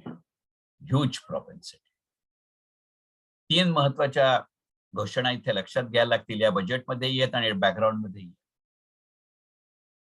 Budget speech part A मध्ये म्हटलंय की in 2020 government of India announced that henceforth by the year 2025 up to 75%, wording पहा, up to 75% म्हणजे gradual आहे, up to 75% of a defense related production would be done domestically. And from 2020 to 2025 and even there onwards, now it is declared and implemented that any one-time tender to the tune of $200 crore, म्हणजे 14,000 कोटी रुपये, जर 70चा भाव धरला dollar रुपयाचा तर, would be purely met through local tender, not a global tender. It has started getting implemented. Mazagon डॉकला 7 सबमरीनची ऑर्डर आली गव्हर्नमेंट कडनं, जगातल्या इतर 2 देशांकडनं आली. आपण वाचलं 167 ब्राह्मोसची इतर देशातनं ऑर्डर आली. डिफेन्स प्रोडक्शन म्हणजे काय फक्त आर्म्स अम्युनिशन्स नसतं, त्याचा टाटा मोटर्सवरचा परिणाम पहा, त्याचा भारत फोर्जवरचा परिणाम पहा, त्याचा BDL वरचा परिणाम पहा, त्याचा BEL वरचा परिणाम पहा, त्याचा HAL वरचा परिणाम पहा. आयुष्यात ऐकलं होतं का कधी की HAL entering into a strategic agreement with BDL and BEL, म्हणजे डिफेन्स प्रोडक्शन पहा. डिफेन्स हे प्रायोरिटी सेक्टर लेंडिंग मध्ये येतं. त्याचा परिणाम इतका मोठा आहे की टाटा मोटर्स डिक्लेअर्ड की स्टँड अलोन मध्ये आम्ही प्रॉफिट मध्ये आहोत, कन्सॉलिडेटेड मध्ये मी लॉस मध्ये आहे, but by the end of financial year 2022 म्हणजे मार्च 2022 अखेरपर्यंत there is every likelihood that my consolidated would also be in positive. आणि तुम्हाला माहितीये, मी सांगायला नको, डिफेन्स हे प्रायोरिटी सेक्टर लेंडिंग आहे, जे माझ्यासारखे 80 साली बीकॉम झाले. तुम्हाला आठवत असेल आपल्या अकाउंटच्या शुक्ला ग्रेवालच्या पुस्तकामध्ये power sector companies accounts and taxation वरती वेगळे चॅप्टर होते, तसे आता डिफेन्स बद्दल काढावे लागतील का, करा विचार. This is what this particular budget is. As almost we are at 9:15. Although I have many more points to discuss, I would like to conclude myself over here. If you have any questions, I am open for it. तुम्हाला जर हे session कसं वाटलं याचा अत्यंत मोठा feedback Ladda सरांकडे किंवा मॅडमकडे द्या. तुम्हाला जर वाटलं की हा विषय जास्त इंटरेस्टिंग आहे आणि तुमच्या ऑफशोअर फुल टाइम रेसिडेन्शियल कोर्समध्ये जर तुम्हाला बोलवायचं असेल, मला वेळ असला तर जरुरीन किंवा दुसरा अशा पद्धतीचा विचार करणारा फॅकल्टी मेंबर बनवा. पण I would say let us not gate restricted as far as that 90 minute speech is concerned. This is certainly going to be a game changer. Desai sir, तुमचा माइक ऑन करा आणि तुमचा प्रश्न विचारा, कारण I have asked you to wait for a long. Let us go ahead. Madam, over to you. You can read out his question because I am not able to see it in a chat box, or otherwise enable him to open his mic. I am open. Go ahead.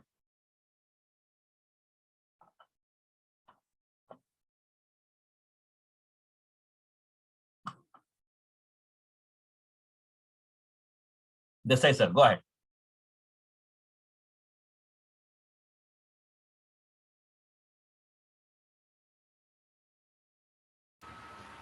Madam unmute करता का please? हा तेच, कारण मला ऐकू नाही येते. Desai sir काहीतरी बोलतायत पण मला ऐकू नाही येते.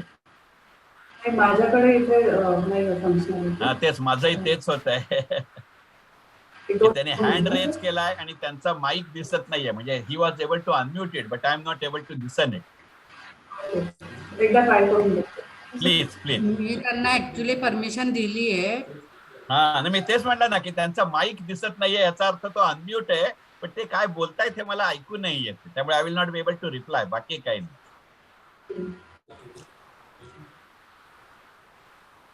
देसाई सर,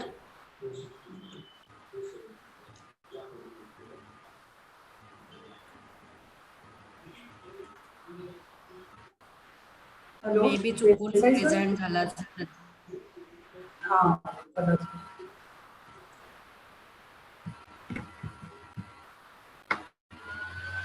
ठीक आहे.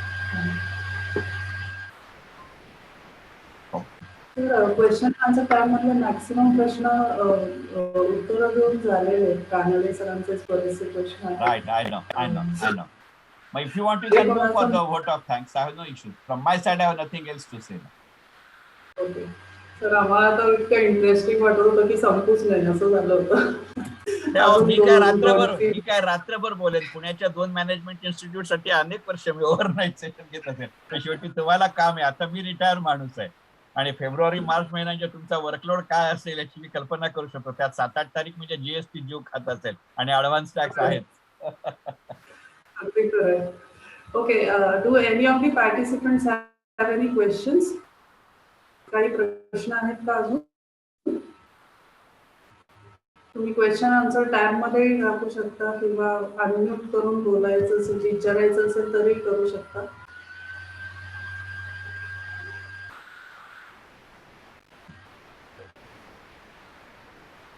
एक प्रश्न आलेला दिसतोय. What government is expecting on funding for their borrowing? What government is expecting on funding for their borrowing? Basically two sources. Okay. हा ओके, एक मिनिट. इथे क्वेश्चन आन्सर मध्ये काहीतरी ऍड झालेलं दिसतंय. हा, also whether government is having, नाही तो शेवटचे 2 होते ते that I have already replied. ते टॅब मध्ये आहेत ते मला I am not able to say. Ghanshyam Suresh कोणीतरी.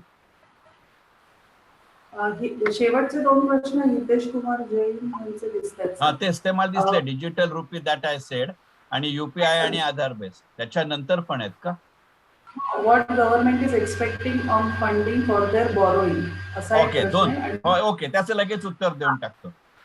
2 things sir. Disinvestment target, additional foreign direct investment and foreign investment, and third, the resources or the revenue from the unconventional sources like ISRO services and defense production and export.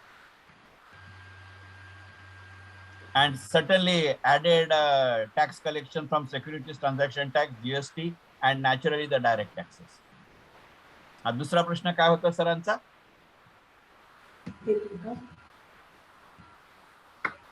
Bond inclusion not happened.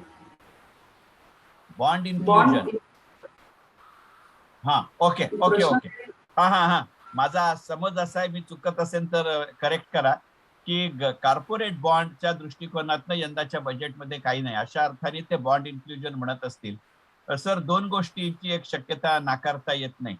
एक तर यंदाच्या अर्थसंकल्पामध्ये green bond नावाची संकल्पना आहे, आणि दुसरी गोष्ट, when government is saying that they would be having a capital expenditure to the tune of 7.5 lakh crore, there is every likelihood that many of the companies may come out with the infrastructure bond, and that may be the another trigger. आणि मग शेवटी ते NPS ची contribution तेवढ्या करता वाढवली असू शकते, कारण there is a limit up to which a government employee or a government NPS can go up to. त्यामुळे तिथे मग हे infrastructure bond and government bond should be of use to that. कारण government is on record saying की government would not be crowding the bond market, आणि मग इथे ते infrastructure bond would come in to play. Okay. Ranade सरांचा एक प्रश्न आहे, can we expect stability in reporting formats like stability in tax rates? Probably CA Institute would be in a better position to say. I personally believe yes. कारण जर basic underlying tax rate आणि tax structure change नाही झालं तर वरचं त्याचं reporting structure का change व्हावं हे माझ्या लक्षात नाहीये. पण शेवटी ते सरकार आहे, आणि आपल्याला माहितीये सरकार या शब्दात काय काय होतं. ते नटसम्राटमध्ये 17 वेळा सरकार हा शब्द येतात, आणि दत्ता भट जेव्हा ते काम करायचे तेव्हा ते 17 वेळा सरकारचा उच्चार वेगळा करायचे. तसं जर सरकार वागलं तर मी काही करू नाही शकत. But otherwise if underlying tax structure and tax slab remain same, तर naturally the tax reporting would have to remain same. याच्यामध्ये एकच चेंज असा होऊ शकतो की जर जीएसटीच्या काही रिक्वायरमेंट बदलल्या तर. Otherwise I don't foresee any possibility of tax reporting getting change. आता फक्त मी म्हटलं तसं क्रिप्टो करन्सीच्या टॅक्सची एसओपी काय येते मार्च एंड पर्यंत देतो असं सरकार म्हणलंय, ते पाहिल्यानंतर कदाचित reporting structure would be dependent on that. कारण आता मी सेल्फ डिक्लेअर्ड वरती जातोय. If government want to disclose तर मग कदाचित पीएमएलएच्या किंवा विकली रिपोर्ट मधल्या अँटी मनी लॉन्ड्रिंगच्या काही चेंजेस बदलतात का हे पाहावं लागेल.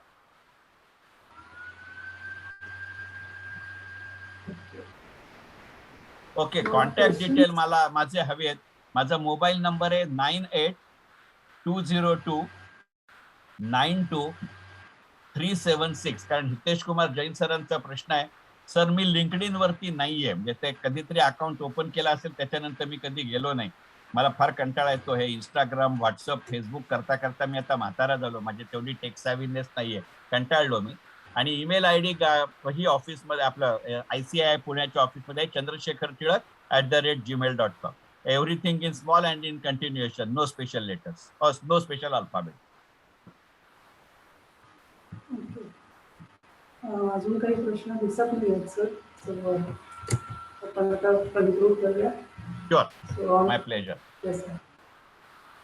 So on behalf of Pune ICAI team and all the participants, I now present a vote of thanks to our speaker for giving us deep insights into some interesting facts, enlightening us with minute details relating to some aspects of Budget 2022, and also giving us clarity regarding especially digital rupee, educational channels, disinvestment, C2C business examples and defense, and answering even the most common practical and specific questions that are relating to budget.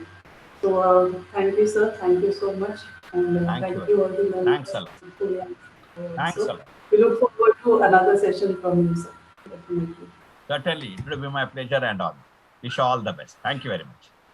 Sir, With your kind permission, I would like to leave the meeting because I'm online since 3 o'clock now. Damn tired. Thank you for your valuable time. Have a good night, sir. Bye.